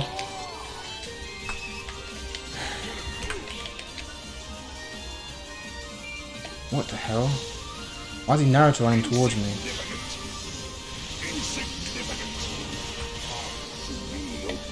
I'm in the wrong way. I don't want to do that.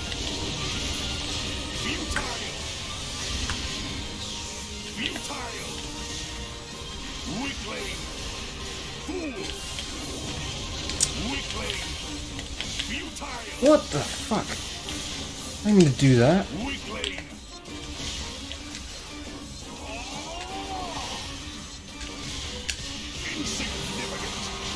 Can you please die?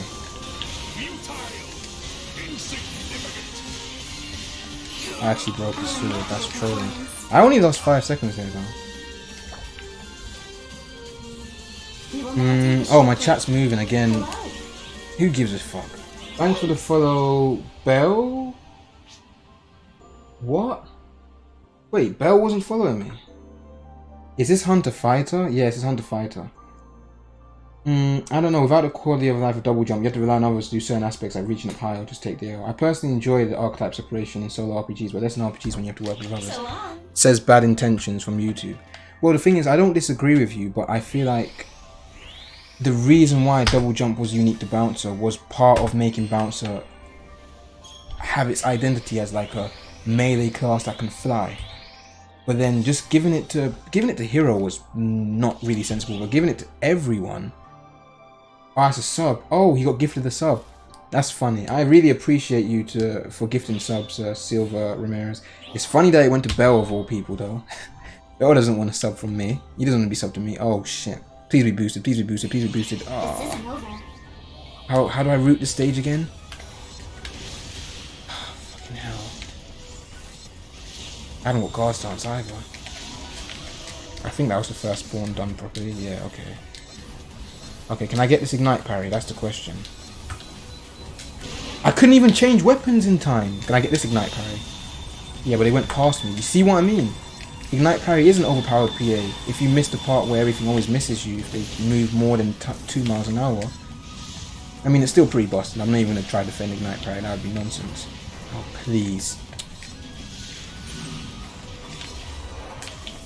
Yeah, that's fucked up, man. I'm on the NA servers and my ping is still like 180. That's another lifter? Okay. I am so rusty at Rondo. I might do Rondo and JP now that I've got Hunter Luster. But I kind of want to get Memories Fallout out of the way. Oh, well, speaking of Fallout, I almost got it yesterday. I did a run on a whim, right? I was streaming it yesterday. And funny thing is, I entered Castle with 3 minutes 50, but I died on 2 lap 4 interval stages. I died on lap 4 Yggdrasil because of bullshit. Because Luthor's ice crystals killed me through Iron Will after it died. Well, after Angel died, sorry, I got killed by the ice crystals.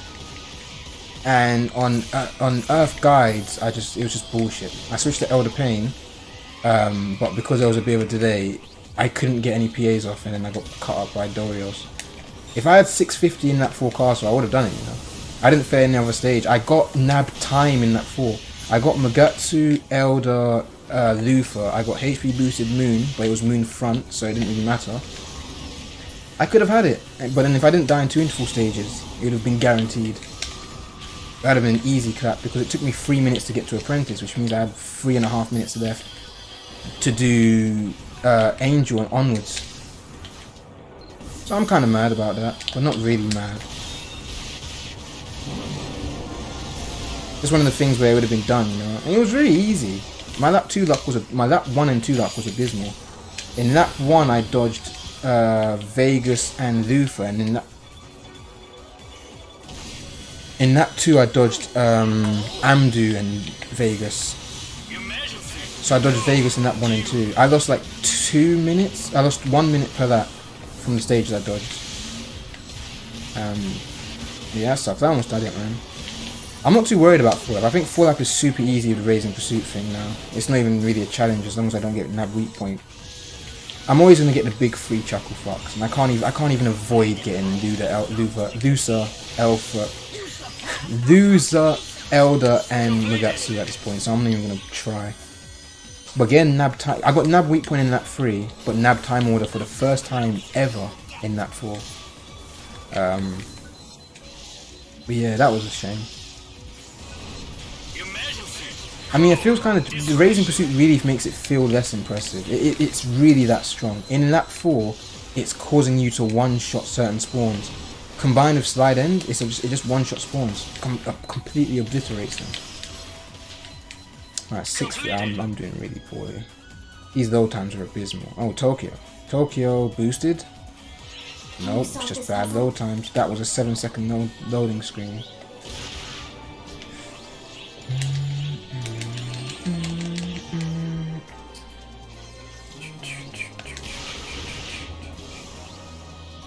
You love the hair. Thank you very much. Yeah, maybe I should have tied my hair up.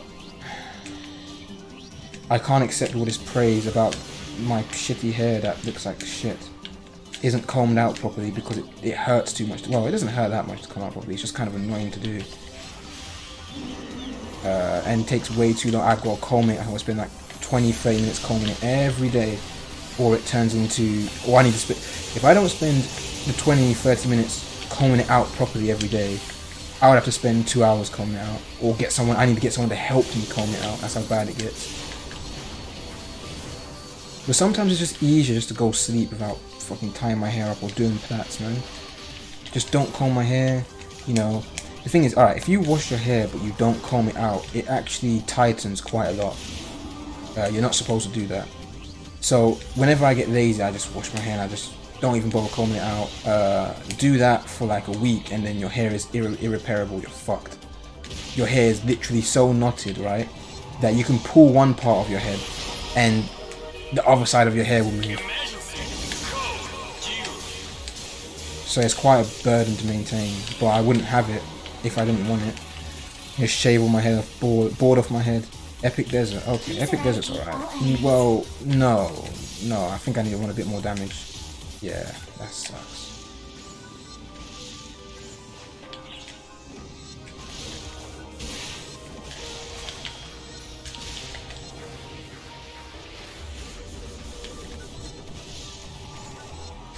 Imagine trying to do shit on Fighter. Well, we're getting 13-star weapon extension in episode 6, which is interesting. Can you believe that? I vaguely remember rooting for this stage, luckily. Nifter. Jump down. I think it's the... What? Wait, is it the golem I lock onto? No, it's this orc. I'm gonna wait for the golem to come close. But yeah, we're getting crafting too. That's something else I should have mentioned. So, my stream title says advice for episode 6, right? And I kind of wanted to focus on the fact that we're getting Etoile and Liberate immediately, right? So light stream, you can do what you want with your light stream, but personally, light stream kind of isn't the most appealing thing anymore. Because Liberate, I mean, it's a decent PP battery and whatnot. Oh, I turned off my guard stance and trolling. But like Liberate outclasses it and is easier to make. All you need is a novel and a Liberate unlocker, which you get from the Liberate unlocker for free from the mission pass, right? And it's just kind of stronger and generally better. Some classes really benefit from S5. TMGs for hero benefit from S5 big time. Nifter here, shit, I forgot. This is where I want to Nifter, not the next one. This one.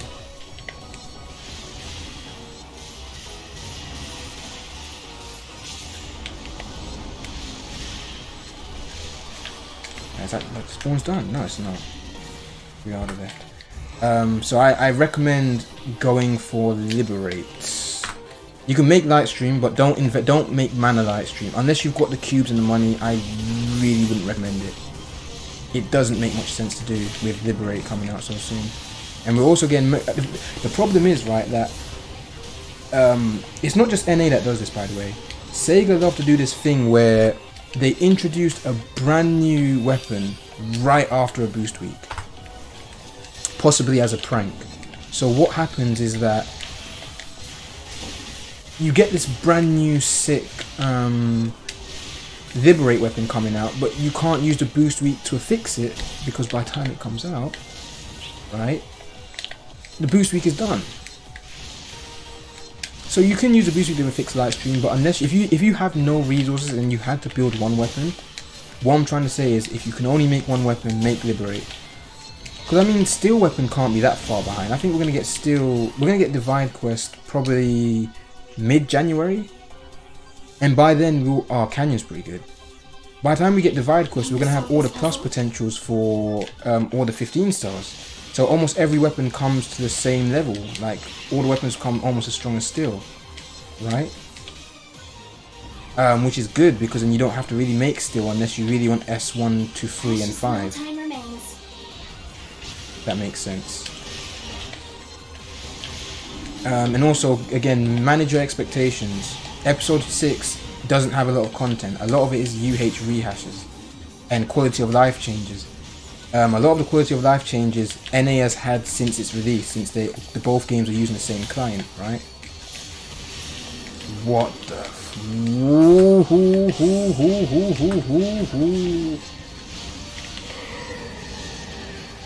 I forgot this stage has a lot of damage because I was running Hunterette when I was doing this. I gotta be careful then when I do this on Hunter Rust. Jesus Lord mercy. Lardy. That sucks. Get out of my way.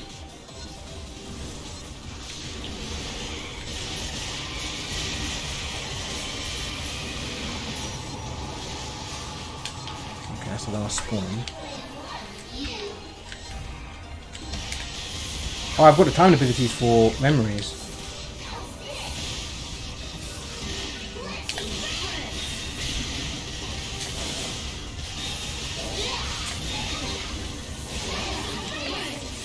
Dead.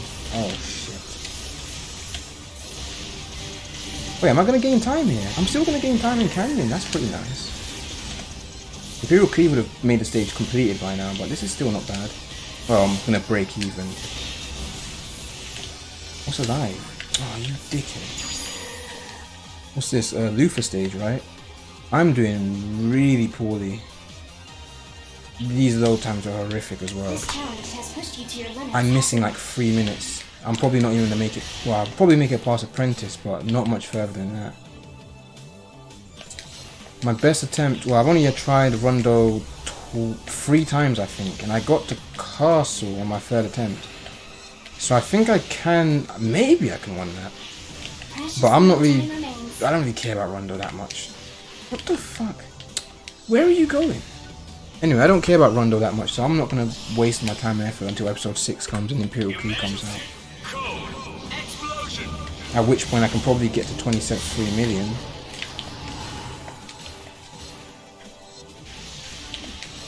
Okay, Imperial Night Parry here. Perfect.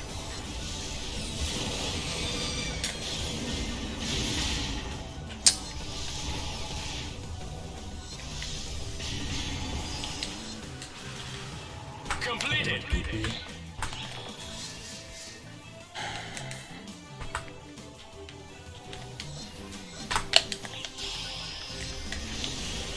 Emergency. Code. Distraction.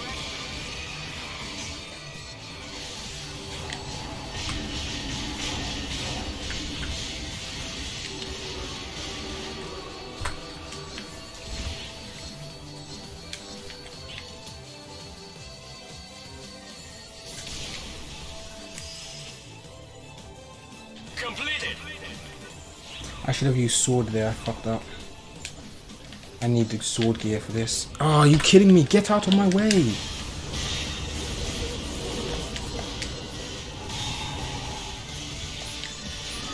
Oh, come on.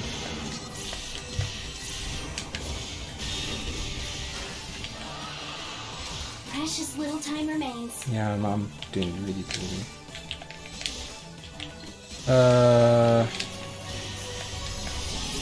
Just a little bit more.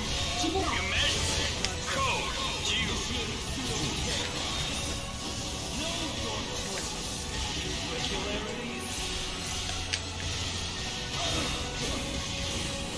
How's it still alive? How's Luther still alive? Did I miss my second ignite parry or something? A remarkable performance. My third one, sorry.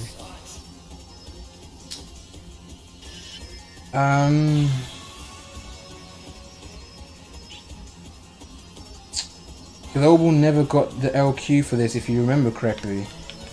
Oh, not yet. Global's getting that LQ tomorrow or Wednesday, Thank you kindly. depending on what time zone you're in. But yeah, sorry. Blah, blah, blah. Is this build posted online? Am I going for dreads? I don't know. The lockdown's kind of a thing at the moment. Normally, I get singles. I'm not really going for anything. My hair's just been growing for... It's been 7 years now, but it hasn't grown much in the last 3 years or so. But yeah, no, I'm not really going for anything. I just like having long hair. Because obviously it's going to be gone at some point. But yeah, eventually, you know. I thought the bottom right was a placeholder. Yeah. Rock the curls. The thing is it, right, is that I'm a lazy person. This is the main issue, right? There's nothing wrong with having long hair, but because I'm a lazy person, it makes it worse. Since I only just had my hair untangled recently. When I mean recently, in the last week or so, I had my hair untangled because I went a week without dealing with it. And it just becomes, like, it's not combable.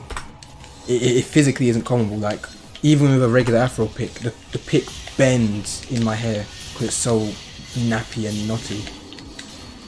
So you can't wash your hair without combing out. You just gotta take the time.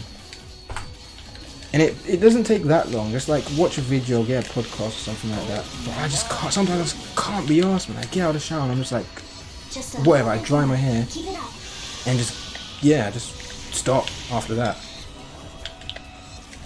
And the thing is, my hair's naturally afros, fortunately. So I haven't had my hair cut in years. Literally haven't had my hair cut in 7 years. I don't have to get my hair cut for it to afro. Oh right, NA's got Apple Dragon with Thanksgiving, right? Oh, fuck's sake. Precious little time remains.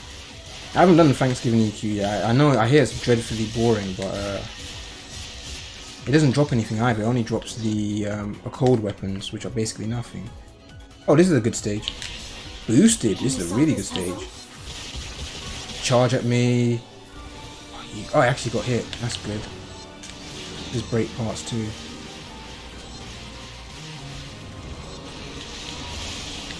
This is a very good stage. I can gain 30 seconds. Don't move. Stand right there. You moved. Like, I think he's gonna get hit anyway. He did get hit. This is good. And the wrong weapon. Maybe not 30. Maybe 15 seconds. Kind of fucked it up already. Need to make sure I break these parts. Okay. Yeah, that was decent. That was actually quite good bomb RNG. Landing craft, that's good as well. It's double. 400k per legs, I think, if I remember correctly. You've been playing like You've been playing like 2 months now, and new content helped me out a lot to improve. So thanks. You're welcome. That's what it's for. My content isn't for me to flex on people who aren't as good as me, because I've been playing for 3 years and I'm a tryhard specifically. So like, it's not surprising that I would be playing like I am. Wait, my Vorgrab didn't go. You've got to be shitting me. How did I miss that? I've never missed that. Yeah, that's honestly what my videos are for. Like, as much as I make up bullshit about, I'm just trying to flex on all these groundings, the real reason is because the way I learned PSO2 was by watching various hunter speedrunners, right? I watched some speedrun content, and that basically created my desire to get better, because I just watched them use a weapon I like and I copied them,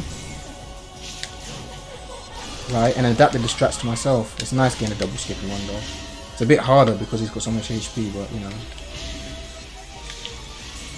And I'm quite a good visual learner, right? Well, my preferred style of learning is visual, so I learn best. I'm very good at copying stuff. If I can understand the logic behind it, Solve this puzzle? yeah, if I can understand the logic behind it, right, Precious I can kind of just copy it and it works. Doesn't work for everyone, but fortunately it works for me. I might not have enough Nifter PB for that. I think I gained enough. So yeah, as long as I kind of understand why they're doing it, I'm not good at innovating is what I meant to say. So yeah, I learn best when I see someone else do something.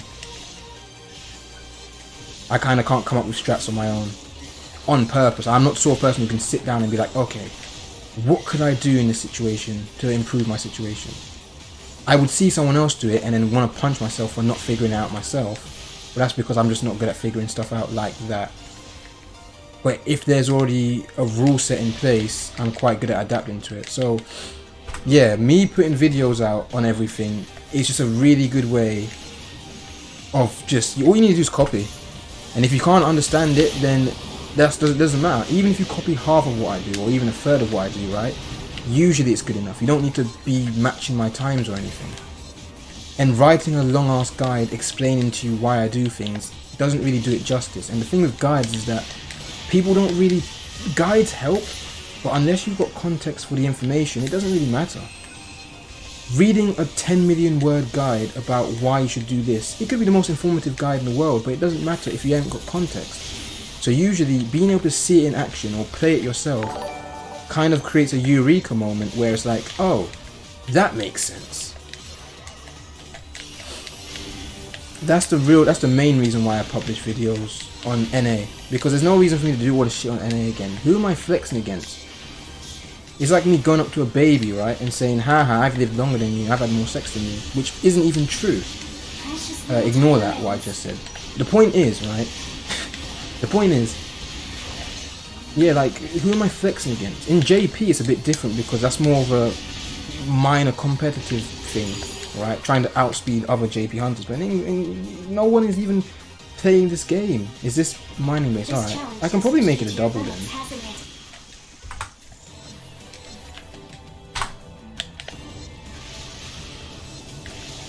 Ooh, ooh, ooh.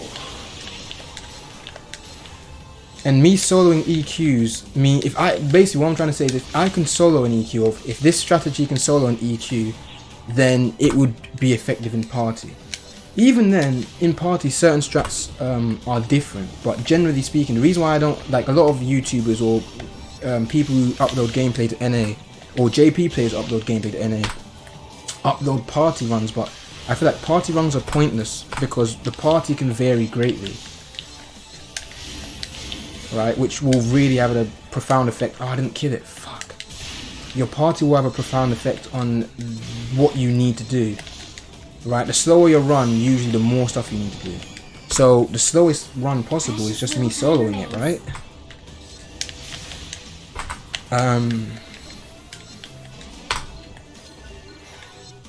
Yeah, I still learn new things about this class, believe it or not. Especially quests like Endless, when it's all about innovating and finding efficient ways of doing stuff. What? But yeah, I'm still finding these things out. I watch someone else do something, right? And it's like, oh shit. That's why I think JP PSO2 Twitter is quite good, because people post their findings on Twitter. It's kind of like fighting games, right? You'll see Twitter clips of combos and setups and techniques. No one's really going to upload a 5-second clip to YouTube. But on Twitter, that's perfect. That's a perfect format for uploading short form content. So that's where I learned, that's where you can learn a lot of new tech.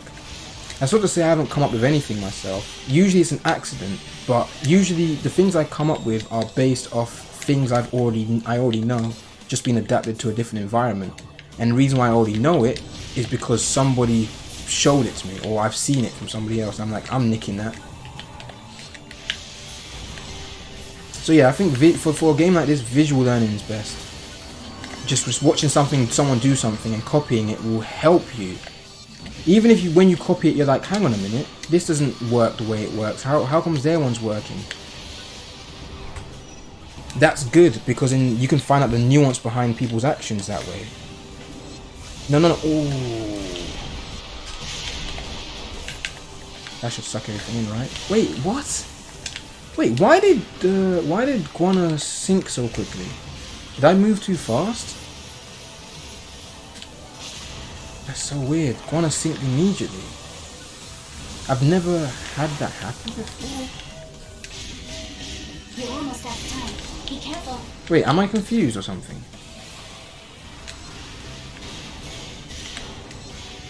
I've never had Guana sink before.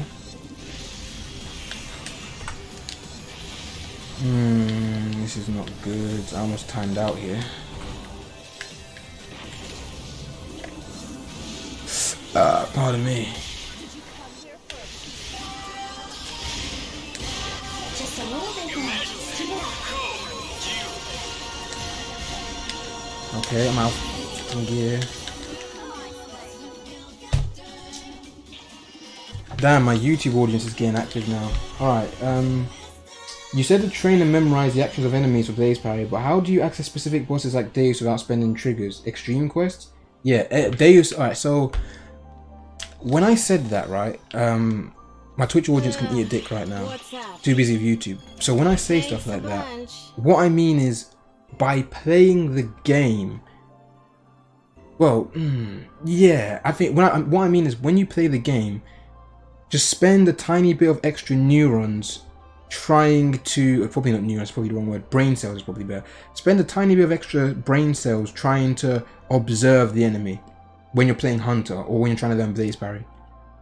Sometimes you can't access the enemy easily and you can only fight the enemy on an EQ schedule or once every day or once every couple of days, and that's fine. But you just gotta put extra, compared to some classes, you gotta put extra effort in identifying patterns. And a lot of it just comes with time. Unfortunately, there is somewhat of a time investment when it comes to stuff like Blaze Parry because it's so dependent on knowledge of enemy patterns. So you kind of just have to do the time. There's not much you can do about it. You just have to spend the few months playing the game and fighting the enemy over and over. You know? I didn't even know, like I used Rock Bear for that video, but I didn't even know Rock Bear's patterns were so linear until I tried the training dummy for a completely different reason.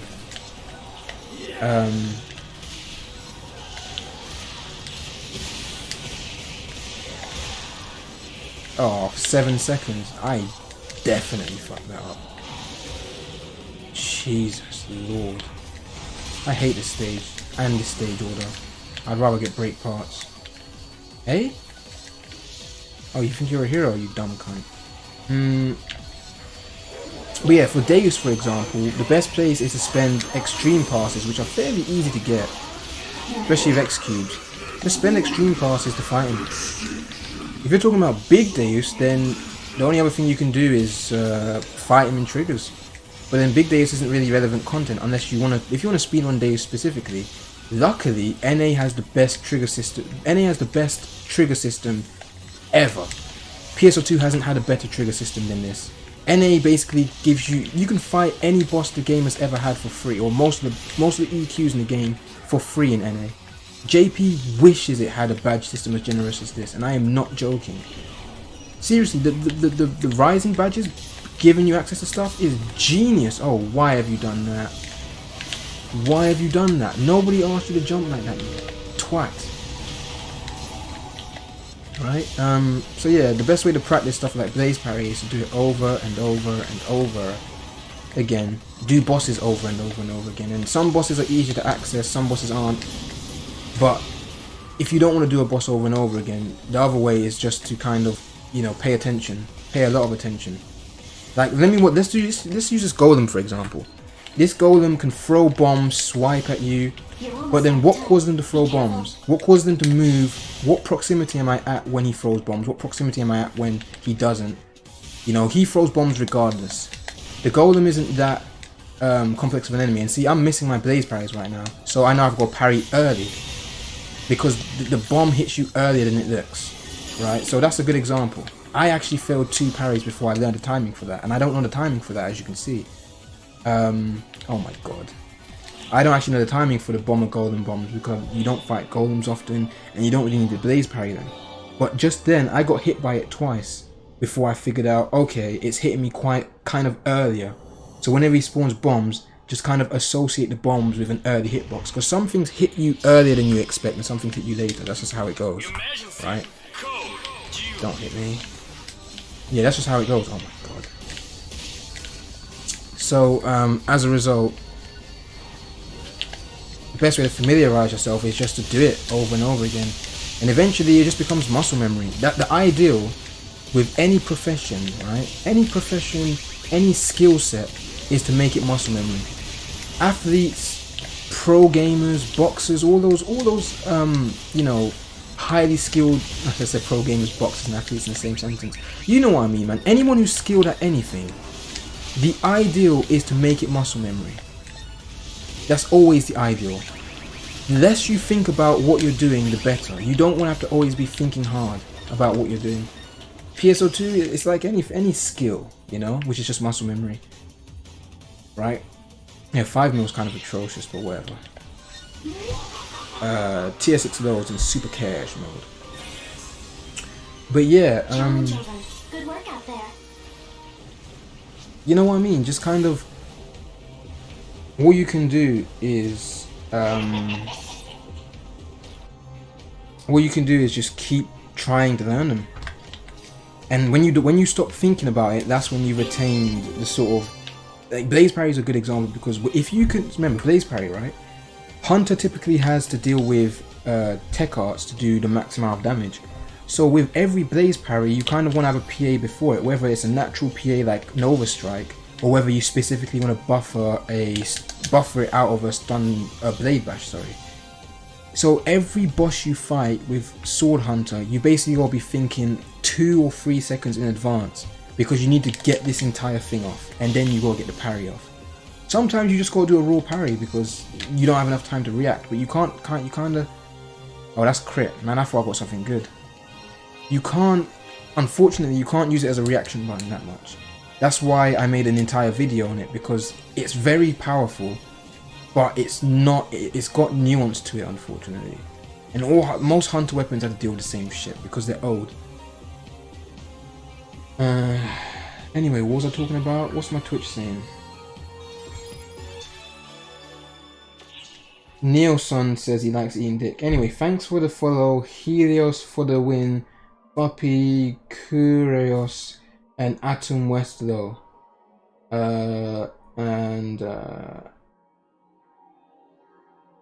Yeah, stuff like that. I don't even know what the hell I've missed. Again, everything before this point is filler. This is a new chat starting from now. Everything that's in the chat doesn't matter before this point.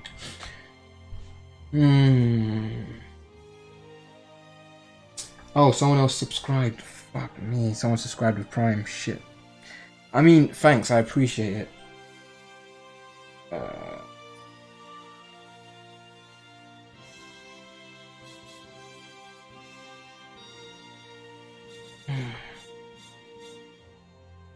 The thing is, at NA's lightspeed pace, most people are stuck in the cycle of catching up, so that's a lot of potential time taken off self-improvement. I think there's a more simple explanation why players don't improve a lot. Because it's not necessary. PSO2 is a very casual game, and as the episodes have progressed, every episode has gotten more and more casual, right? And the long and short of it is that you don't need to be good at PSO2. You really do not need to be good at PSO2, right? And you know, there's no real incentive for being good because they don't lock. It's not like they lock much behind being good at PSO2, right? Welcome. So Very much. actually, I got to do solo one as Braver as well. Well, I don't really have to do it. I guess I could. Yeah, fuck it. What Let's would do you like solo to do? X Gears Braver. I need to clear 3 extreme quests. Feel free to stop by anytime. What was I saying again? Yeah, right. Yeah, I think that the speed, the pace of the game makes it so that every player is kind of having to adapt to new content all the time. But it's just you don't need to be good at the game. Like, people tend to elevate Japanese players to higher levels. It's like, oh man, the average JP player has got Forever Alone, and the average JP player could kill Phaleg using their penis, right? But the JP player base is even more casual than the NA player base, because this game is like catered to, you know, salarymen. This game is very, very casual. And yeah, so the game is very, very casual. And you just, because you don't need to get good, and because there are so little skill seed or skill flaws or skill tests in this game, most players perform at about 20% of what or not most, a lot of players perform at about 20% of what their class is even capable of, right? If we were to compare the best Braver, for example, to the average Braver, there is a massive, this game has humongous gulfs of skill, right? Because you don't need to be good. You don't need to be good. You know what I mean? You really don't need to.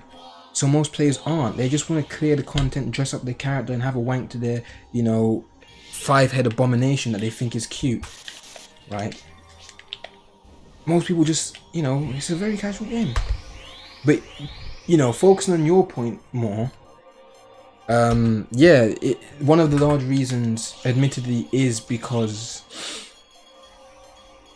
Sorry, one of the largest reasons is admittedly because the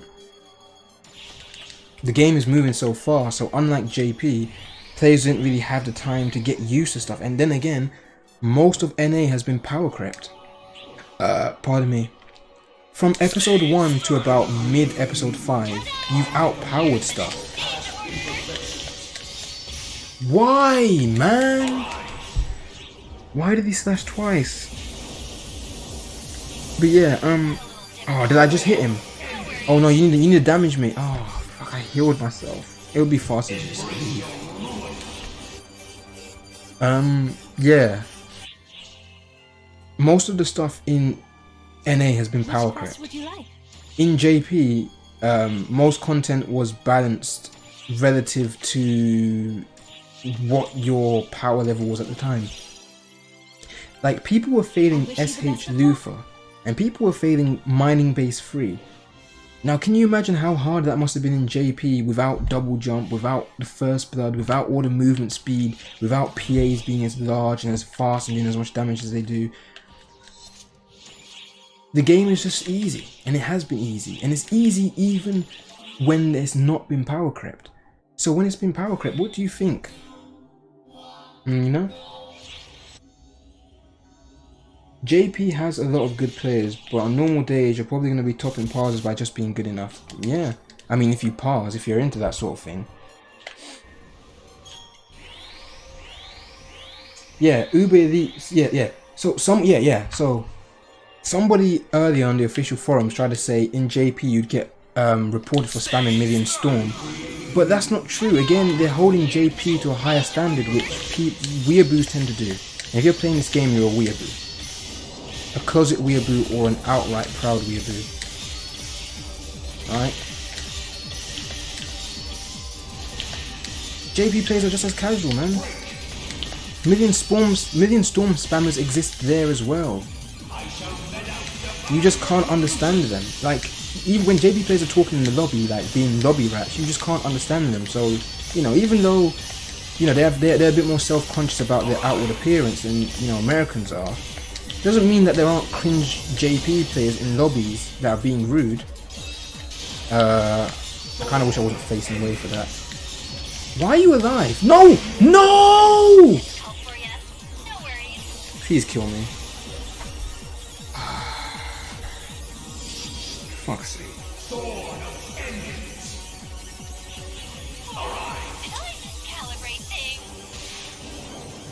SH Lufa had 3 times the HP, yeah, but then that is true, but the NA power creep was higher than that, just because of skill tree and balance changes.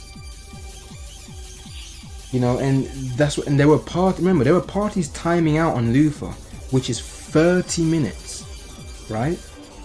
And there were parties killing him in 4 minutes, which is, I think that's the main thing to take, the main takeaway. Yes, Lufa had more HP, but decent MPAs were still killing him in 5, 6, 7 minutes, whereas people were still timing out on Lufa. You know what I mean? The reason why there's a massive gulf in clear times is because most people, this game has a humongous depth of skill, huge, you know. And the thing is, it's not even a particularly challenging game. It's just got enough mechanics to make the combat have enough depth where players can suck ass. Hell, even a game like Final Fantasy XIV, which is a goddamn tab targeting MMO, which is one level of a turn-based MMO when it comes to actual gameplay. Even Final Fantasy XIV has dungeons with mechanics, or with enough mechanics, right, that if you're a literal leech pressing one button and not doing your rotation properly, you're literally going to be holding the team back quite a lot. Your mum is a... Why did he move twice? Ah, I fucked up. Again, I died Daze 3 times.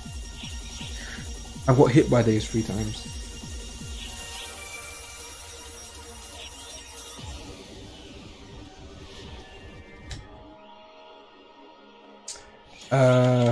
Yeah, so Uber Elite says when he was new to PSO2, when he was new to JP, he'd end up in non-expert UH Guys of Creation zombies that took 35 minutes.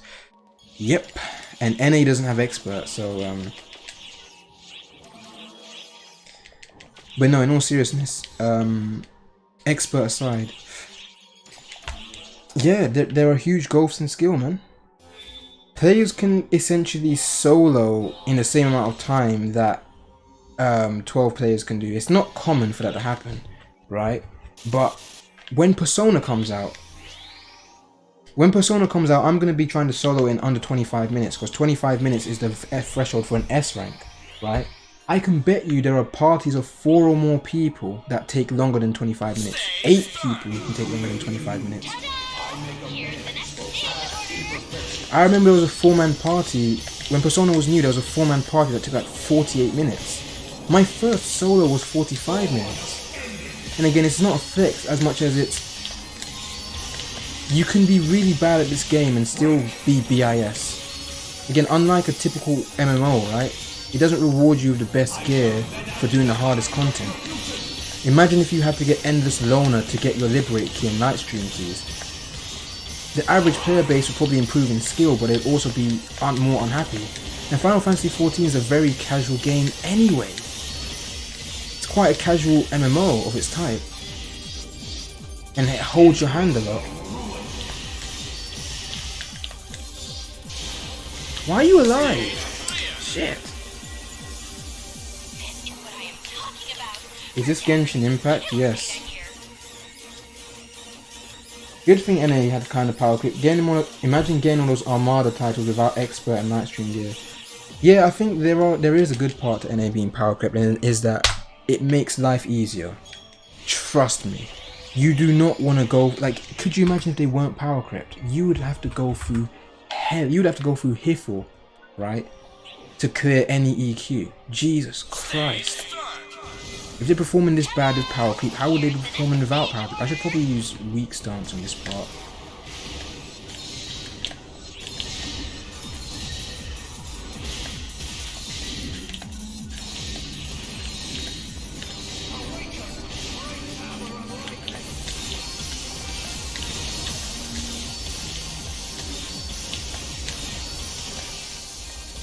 Man, this Sakura cost is ridiculous.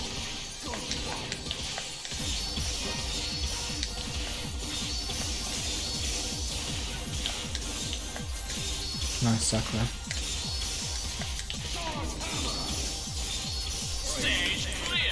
Oi, oi, oi. A little difficult for you. No worries.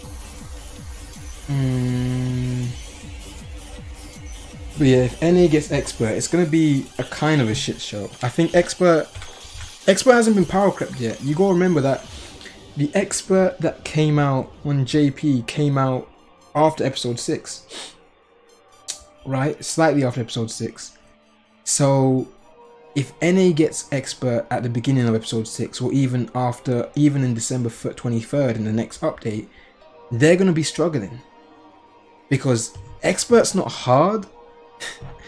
But listen, it's not difficult. It genuinely isn't, and it's basically a competency check. But most people aren't used to it because the game has never ever told you that you need these skills. So admittedly, I will admit it is kind of bullshit that all of a sudden the game is like judging you on your performance when it's never done so before, right? Most people again play this game for casual experience. So it's kind of unfortunate that it's just like, okay, you better get good.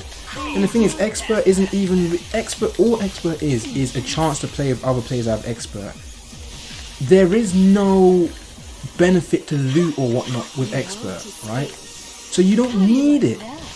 Oh dear. How did that hit me? Am I trolling?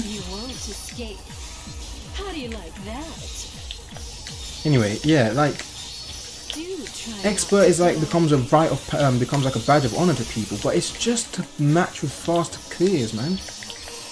You can become BIS in this game, and I've said this before, right? This is a perfect example. You could literally become BIS in this game by only normal attacking, because everything that gives you BIS is easy party content that you're supposed to be able to clear, or it's farming. And it's most of the stuff that requires good gear isn't solo, so you can have someone else help you through it. Like I could go into E Forest now, not just follow the crowd of people, not even attack once, and get something like a Jupiter Tullus. I could get the austere units, the off-stereo units or whatever, by just participating in PD. And because there are no pauses and nobody's going to be watching my character, I could just AFK. And it's all RNG. I could get Atlas EX by doing one dragon without attacking, get the Vow Stone, buy a Vow from the market board, grind it up. I can get money via scratching and selling it, or money via whatever, right? And then to make a Lumiere, I could do Buster Quests, and technically while I do Buster Quests I could just AFK and get the Lumiere mats. I can do E Forest to get the Chaos Stones. I could just buy the Chevelle boosters. I could just buy the Lumiere outright if someone's made it for me by just getting scratch money. And the X cubes, I can get X cubes by participating in EQs, but I don't need to actually attack in the EQs. I could just AFK. Because this game doesn't have any strict player skill checks, you know? And I'm not saying it needs any, but the point I'm trying to make is that this game, you can literally BIS and not ever do any attacks. There is no consequence to dying, really. If you die, someone just has to resurrect you, which is a minor convenience at worst, minor inconvenience at best. No, sorry, it's nothing at best, and at worst, it's just someone, you know, kind of being like, look at this noob. I'm such a gamer, and this guy's such a noob because I'm a gamer. PogChamp, you know? And I'd rather be a noob than a gamer world, you know? But in all seriousness, yeah, this is the kind of game that PSO2 is. It just happens to have a combat system that has a tiny bit of depth to it. It's not that much depth, but it's enough, and it's a class game. Class games are always fun because there's a large variety of different ways you can play it.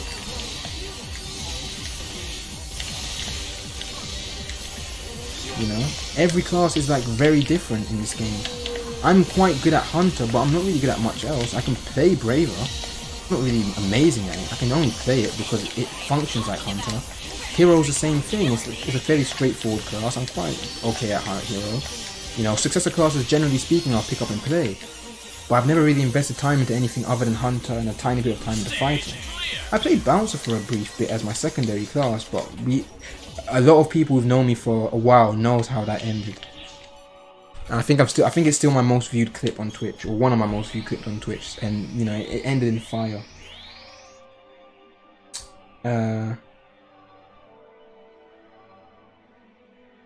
Bro, can you take it off your clothes? That's new. Anyway. What was I talking about again? What you're saying, the real game starts when you get expert. No. Well, not really. When we get expert, it gives you a tangible reason to try hard. And once you get expert, you can wear it as a badge of honor. And you get to play with other players with expert.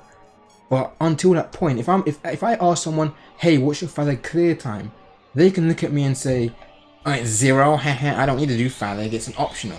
Hey, what's your Madness and Phantasms clear time? Haha, I don't need to do that, it's optional. Expert's also optional, but if I'm like, have you got expert? They get a bit more bashful because it's like, oh, you don't have expert? I guess you're going to be playing with the plebs who don't have expert, teehee. Getting star gems from doing Madness and Phantasm. Well, you didn't get star gems from this. You get fucking badges. You get star gems from Faleg. Right? Getting star gems from Faleg is not an incentive for enough people to do it. And remember, we're in modern times where you need an incentive to do stuff. People don't play games because they enjoy them. They play games because they can get loot or a reward.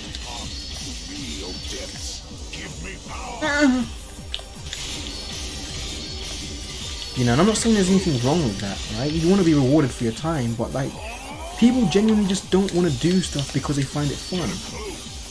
And I sound like a boomer, I know. But it does bother me, because it's just like, what happened to, like, people are like, why would I do something like Endless? Because it's content and it's fun. If you don't like the content, you don't have to do it. But then they're like, oh, but why would I do it? You know, even if I wanted to do it, why would I do it? You know what I mean? I don't get it. Just play the damn game. You don't need to be told that you're gonna get rewarded for playing the game to play the game. Uh-oh. Oh. Don't kill me. I'm not gonna get a clue. You get a clue, dickhead. Please get a clue and die. No, why are you doing that?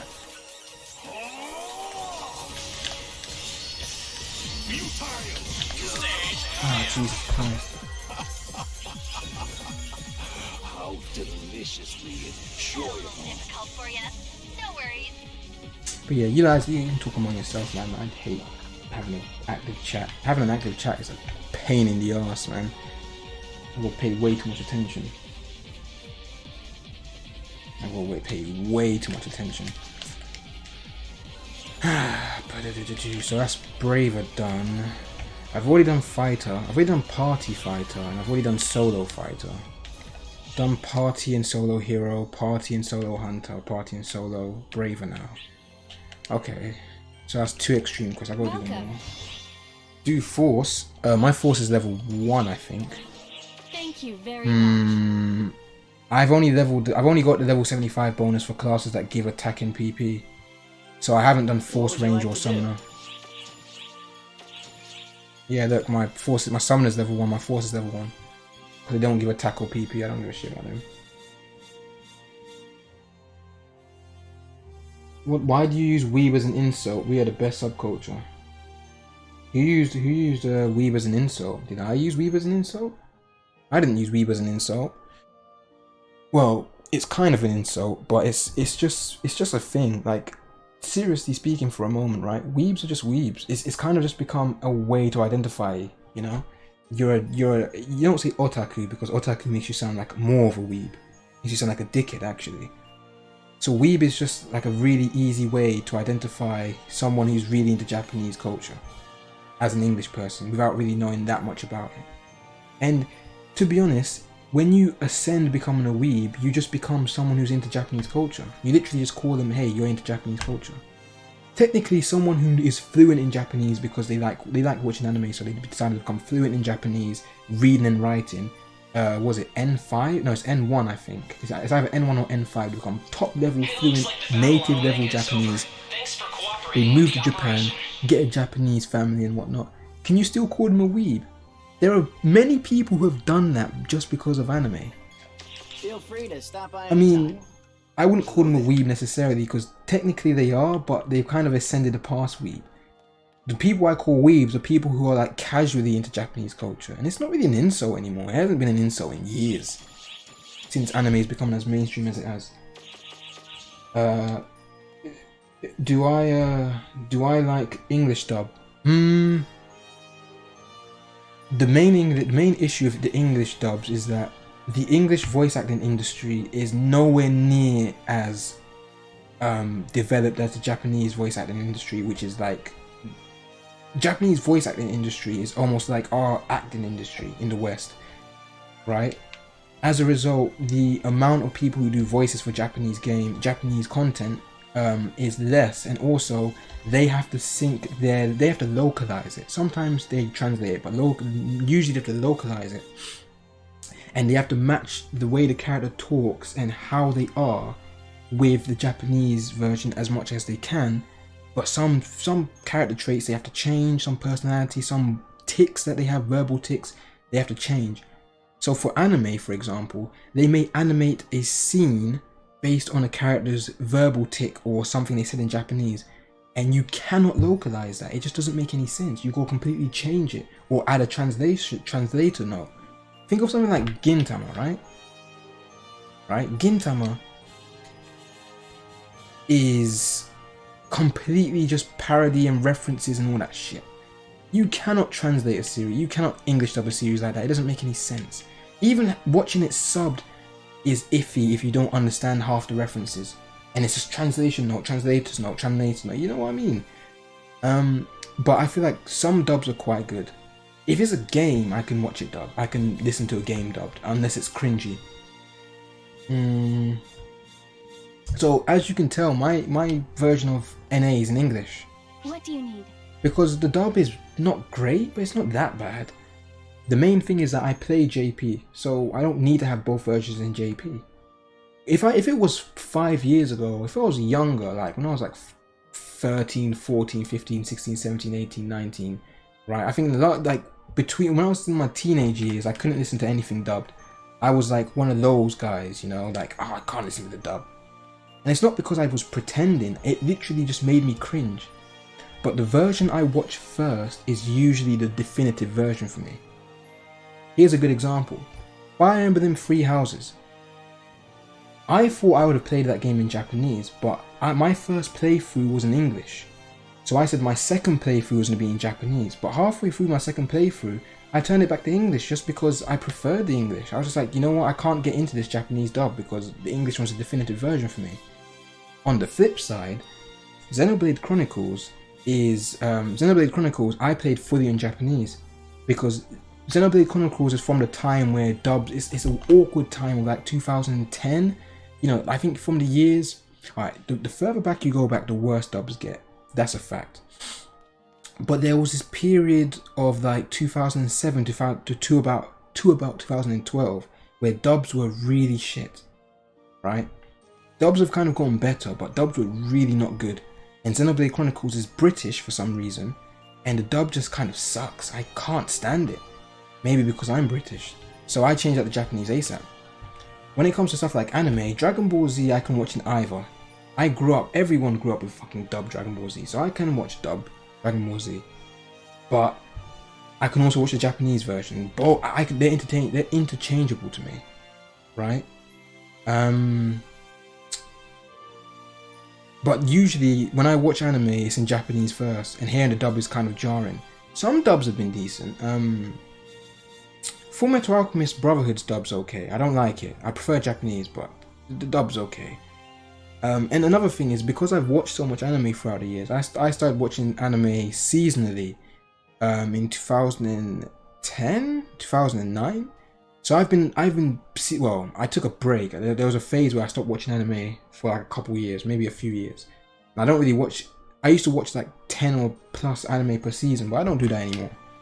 I think I only watch like 3 anime per season now. I only watch the standouts. I don't really watch the 12 core stuff anymore. I can't be bothered. Or the 1 core, I don't remember what it's called. 12 episode 1 core anime. Don't watch it anymore. But I've grew up with a lot of the Japanese voice actors, right? Ironically. So hearing the Japanese version, I can recognize the voice actors more than if I hear the English version and it just sounds like generic white person 5A subsection C lisp. You know what I mean?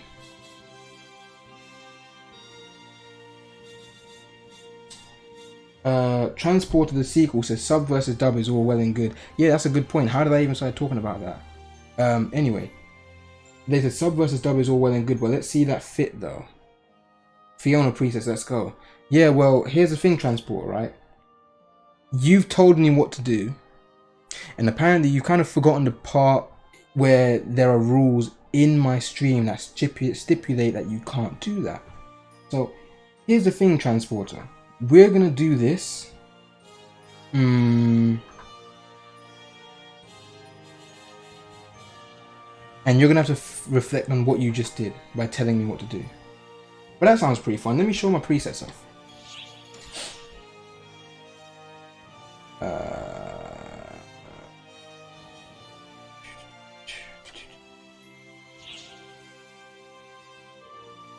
Hello, who is a Taurus? Can I fist fight you because I'm a Scorpion?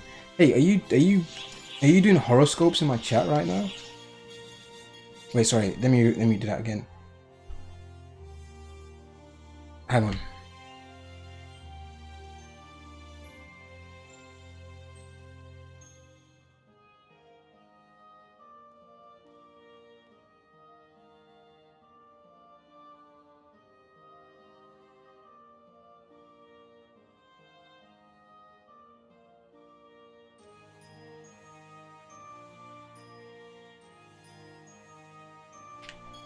Horoscopes in my chat. What are you, a middle-aged woman? What the fuck?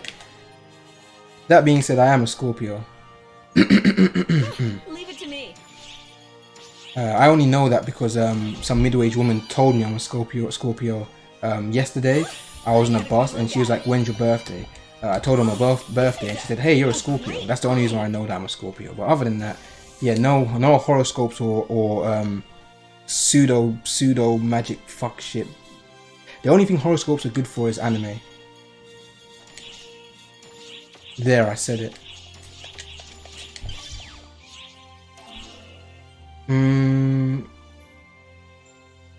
What the hell am I even talking about? Am I insane?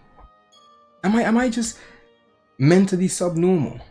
I love that phrase so much. Am I mentally subnormal? What's wrong with me? I think I'm distracted because I forgot what I was doing. What was I doing again? Oh right, damn, YouTube's popping off with you found Xenoblade's English dub fine because you're American. That's probably why. I can't stand British dubs. It hurts my ears. Xenoblade's dub was fucking atrocious to me. I couldn't. I literally had to change it to Japanese. And then I found out that Metal Face was voiced by Wakamoto. And then I never changed it back to English dub again. Metal Face is fucking Wakamoto. Why would I ever play it in English? Could you imagine if I never changed to Japanese? I would have never found that out. What? Also, you just had a realization that NA is probably going to get Unit SAFs day 1 of episode 6. Yeah, if we get Chevelle immediately, we're going to have Unit SAFs already. Which is good. Well, it's okay. It's not that big of a deal. I think the Chevelle SAF's quite good. Pardon me. The Chevelle SAF's quite good. A sentence. But then each piece has their own type of sentence. So if you're using all 3 Chevelle, you're only going to use one type of sentence. So it's not... Pardon me, it's not that good. Yeah, Skydance is going to be back. Oh, for sake, man. I can't... That's fucked up. We got to do Skydance Farm again. What does Avion Dusk have as an SAF again? So what does Dusk have as an SAF? DB2. Oh, that's not bad either. Okay. There's so much going on you don't know what you're doing anymore, says the Cyclone Bomb. Yeah, the feeling's mutual. I literally have no idea what the hell I'm even doing. I guess end this. I was given advice for episode 6. Is there any... Alright. Question time. Now, I don't really like questions, right? What the hell just happened? I don't really like questions. But I'm going to make an exception just this once. Are there any questions that anybody has about episode 6 upcoming that I could... Fuck me, Jesus Christ. That I could answer? Because this is your only opportunity. soon you're never gonna see me again. Jesus fuck. That scared the hell out of me. So yeah, honestly, any questions? I'm not gonna ban you for asking me questions. It's not a trap. Usually it would be, but this time I'm being genuine. All right, my fashions. That was it. I was gonna do my fashions. I haven't got that many looks on NA because I haven't had the Meseta to buy stuff. Some of them are old. In fact, let me delete the ones I don't use anymore, so it's more clear. So I don't use this one anymore. Delete. Delete. Wait, have I got Freud Gallows? No way. You're shitting me. And I haven't been using it? How much is that worth?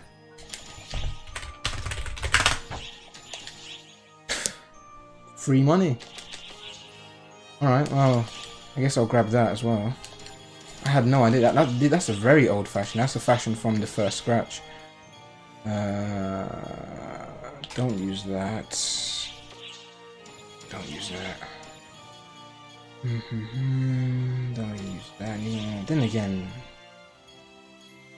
yeah, most of my fashions I don't use. I only really use the one I'm currently wearing. This one was Halloween.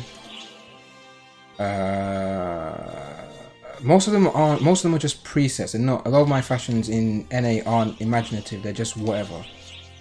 I can't believe I had Freud Gallows all this time. Look, I need to redo this fashion. I'm gonna do that off stream. Barely ever use this one despite making it. This one's really old as well. This was for Star Gems, but I liked it quite a bit, so I kept it. I don't even use that one anymore, so that's deleted. This one is kind of recent as well. But yeah, most of them don't have any sort of most of them aren't really inventive. They're just kind of whatever I have. I haven't got the outerwear for that one. I haven't got the costume for that one. This one is generic. This one's not as generic. I don't know why it's got the wings though. I think that was from before, and then it's Sheena one. So I haven't actually got that many fashions in any. They're kind of shit. In JP, my fashions are, well, they're years. Some of them are years old. But 1 year old. I think I've got one that I've had for 1 year now. That's probably my main fashion. Oh yeah! I forgot about that. I'm on ship 2 on NA. The Million series. That series was basically made for NA, I think. I think they did that on purpose. So I find it strange that when it was introduced to JP, it was a throwaway weapon. But it's in NA, and it's super strong. Wait, hang on. Max presents. Twitch presents Marvel vs. Capcom 3. I forgot about that.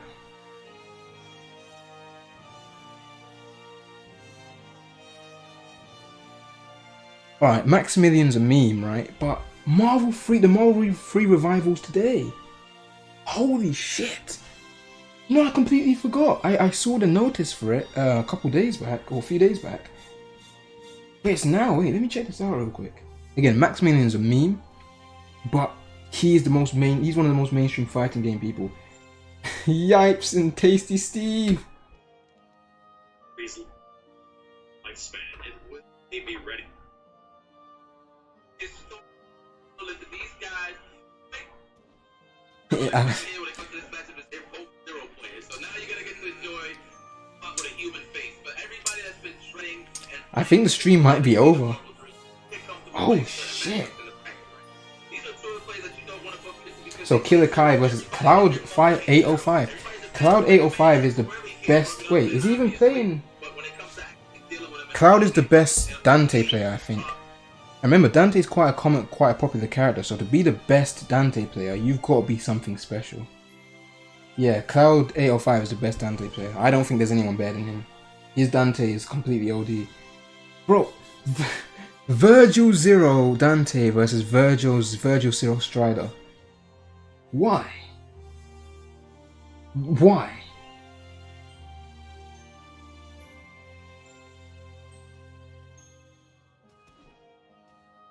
Fucking hell.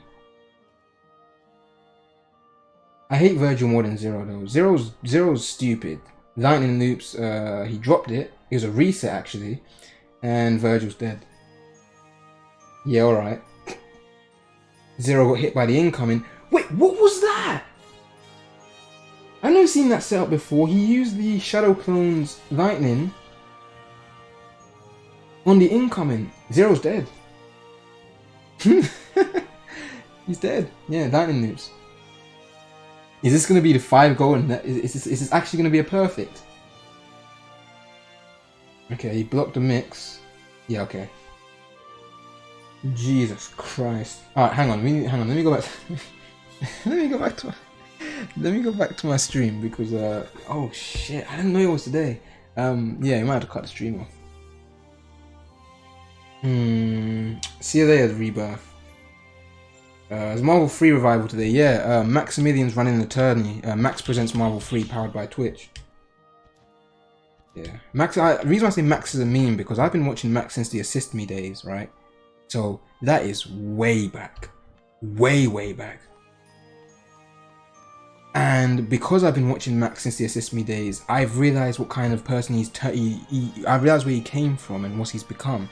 He's basically become he's not really that much of a fighting game guy anymore.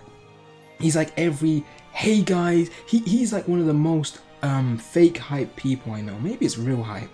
I've always thought his hype is kind of not so real, but I respect Max. As much as I find him cringe sometimes, I always respect Max because he is basically the face of casual fighting games in like a mainstream, and he helped mainstream fighting games quite a lot himself.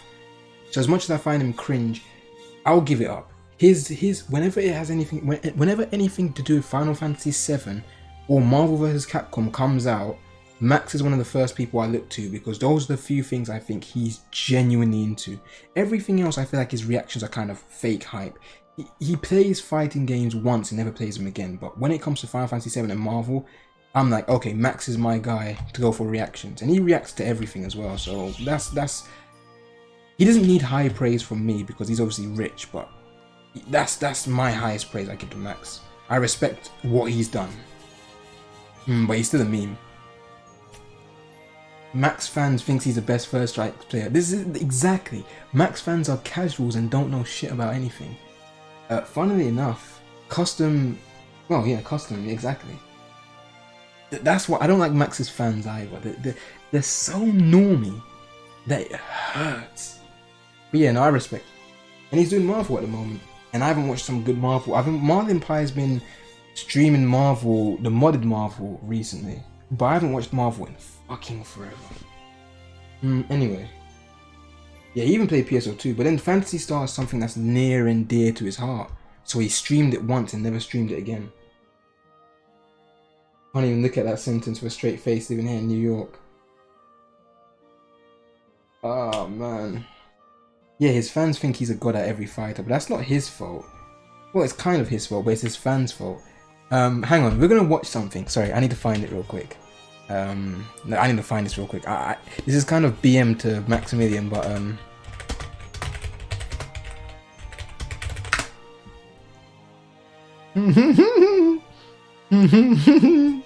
on.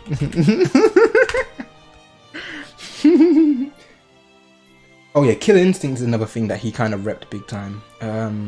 Sorry, I need to find this real quick. I'm gonna do a reaction of Max. And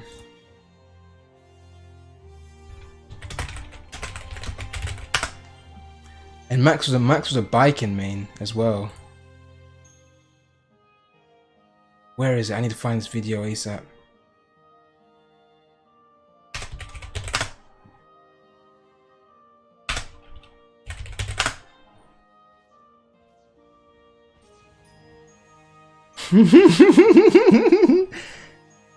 Yeah, so Max played Biking and he played Leo Whitefang, right?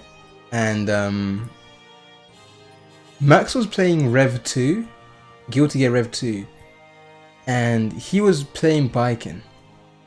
And on stream, right, he played. Here it is. I found it. Wait, is it this? I found it. Let's watch this together. One sec.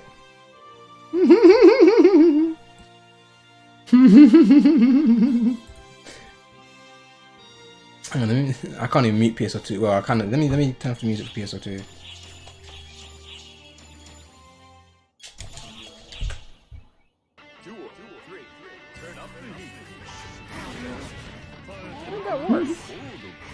My God, look how hard I have to work for my damage. Sweet Jesus.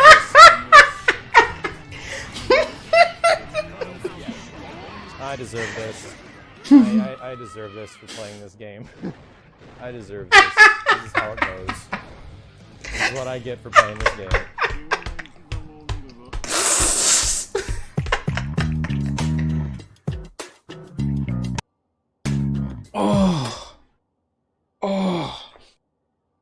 He got fucked up because he was pressing buttons, right, against Slayer, and then he was saying, look how hard I have to work with my damage. And he was genuine, you can say he was genuinely salty, he was genuinely upset. And he got clipped, and he deleted the clip, and I think he deleted the VOD. And after this, he never played Guilty Gear.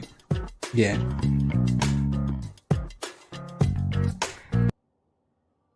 The thing is, he's not wrong, because Guilty Gear is hard, and it's got a smaller community. But, yeah, look. Took a break. Hang on, let's watch that again. Here's how the round started. Counter hit against Slayer, right? How did that work? He says. God, look how hard I have to work for my damage. Look how hard I have to work for my damage. Half health. Sweet He's Jesus. blocking. He's in the frame. He got open up again. He got counter hit, and he's dead. And then he's like, he deserves for having to play this game. I deserve this. This is how it goes. This is what I get for playing. Cloud hit a casual infinite in the stream. I missed it. Okay, we're gonna have to end the stream. He can't complain of not having people to play with. And like, and then when what's it called again? When now that Strive is out, he's like, oh, my main Bike and White Fang is now here. Again, I'm not hating on Max. I just find it funny that, again, this is what happens when he can't be the best at every game. I think he's okay at Marvel, and Street Fighter he's so.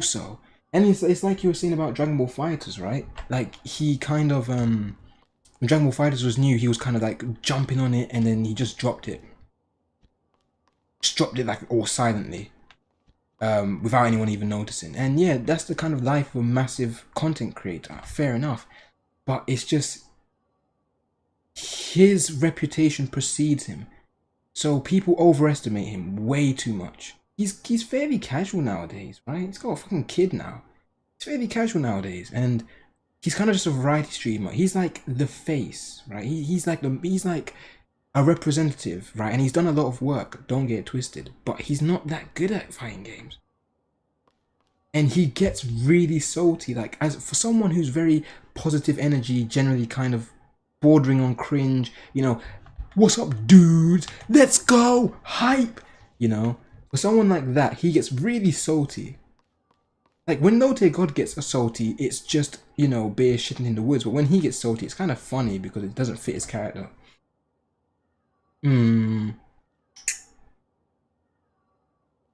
Most people who make things popular need personality for it. They don't need to be that good. Exactly. And his personality is appropriately palatable for casuals to enjoy him. He's not standoffish. Like, alright, let's use Aris for example, right? Aris isn't even stream fighting games anymore. He used to be a Tekken streamer / commentator, and now he's just a variety streamer. But Aris's niche is that he's got a very particular type of personality that most people who watch Aris go there so he can call them an idiot. They're like kind of masochists, right? But he's not an everyone streamer. Aris is definitely not an everyone streamer. Imagine tuning into someone's stream and they tell you to get fucked, not kill yourself, but he's like, get lost, dickhead. Get shot. Why? Don't ask me questions ever again. You donate to him like $20 and he's like, hey, get parried. Right? Most people wouldn't like that. Most people want attention from streamers, hence why they watch streams. And there's definitely an audience for it because Aris is really funny, right? But Max is so palatable, he's so inoffensive that he's perfect for that sort of thing. They didn't send him early access because only EU sent out early access, so it kind of makes sense. That was an EU blunder. Bamco EU sent it out early, and I think even Harada was like, that doesn't make any sense. Harada sent out an English tweet.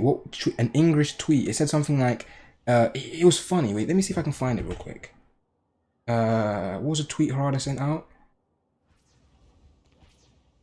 Sorry, that Max clip always makes me laugh, and it makes me feel bad, but it always makes me laugh.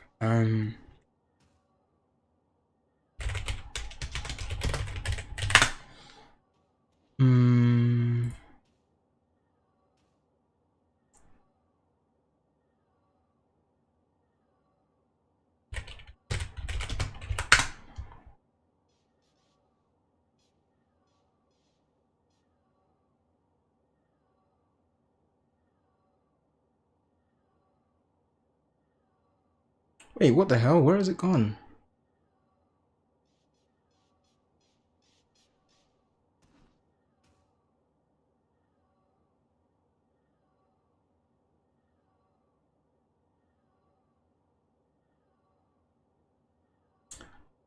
Harada tweeted something out about it, but what was it?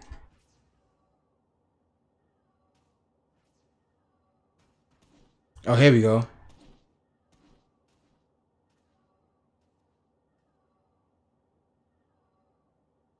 This was the line. He said, this is the funny line.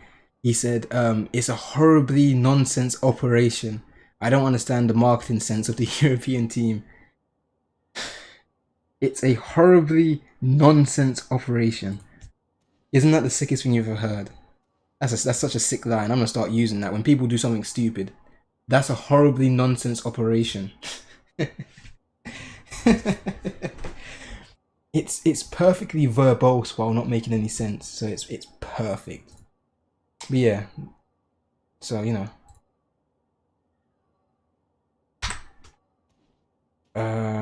Okay, I think I'm done. I wanna watch Marvel. Thanks for watching though, and sorry if I didn't answer any of your questions, but you're not supposed to ask me questions in the stream. It's one of the rules. I'm a discount Aris.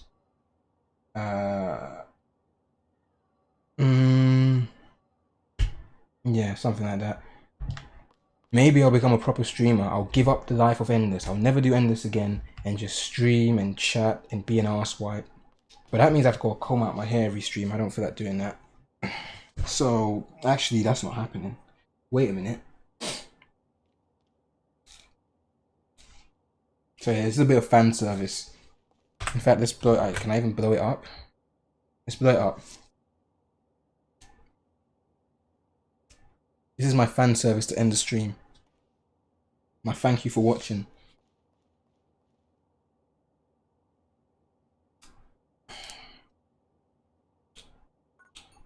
Ouch.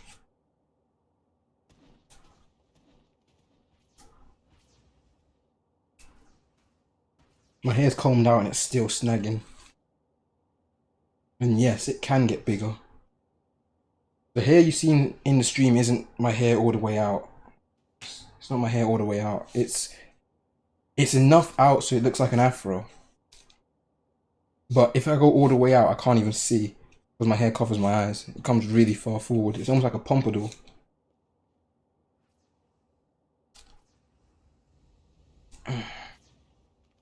Locket? You mean lotion, oil, cream? Or do you mean dreadlocks? I'm just gonna tie it back. Because of we got another lockdown, right? So I can't actually get. I normally get singles, or I normally get cane rolls, but I prefer getting singles.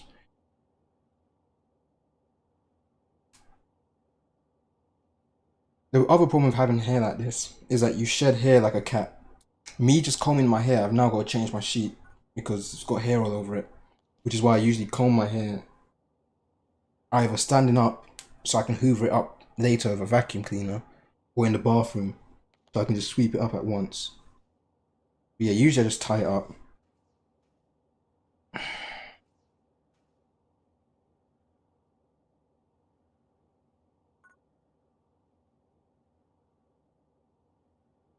But I haven't even combed it out well.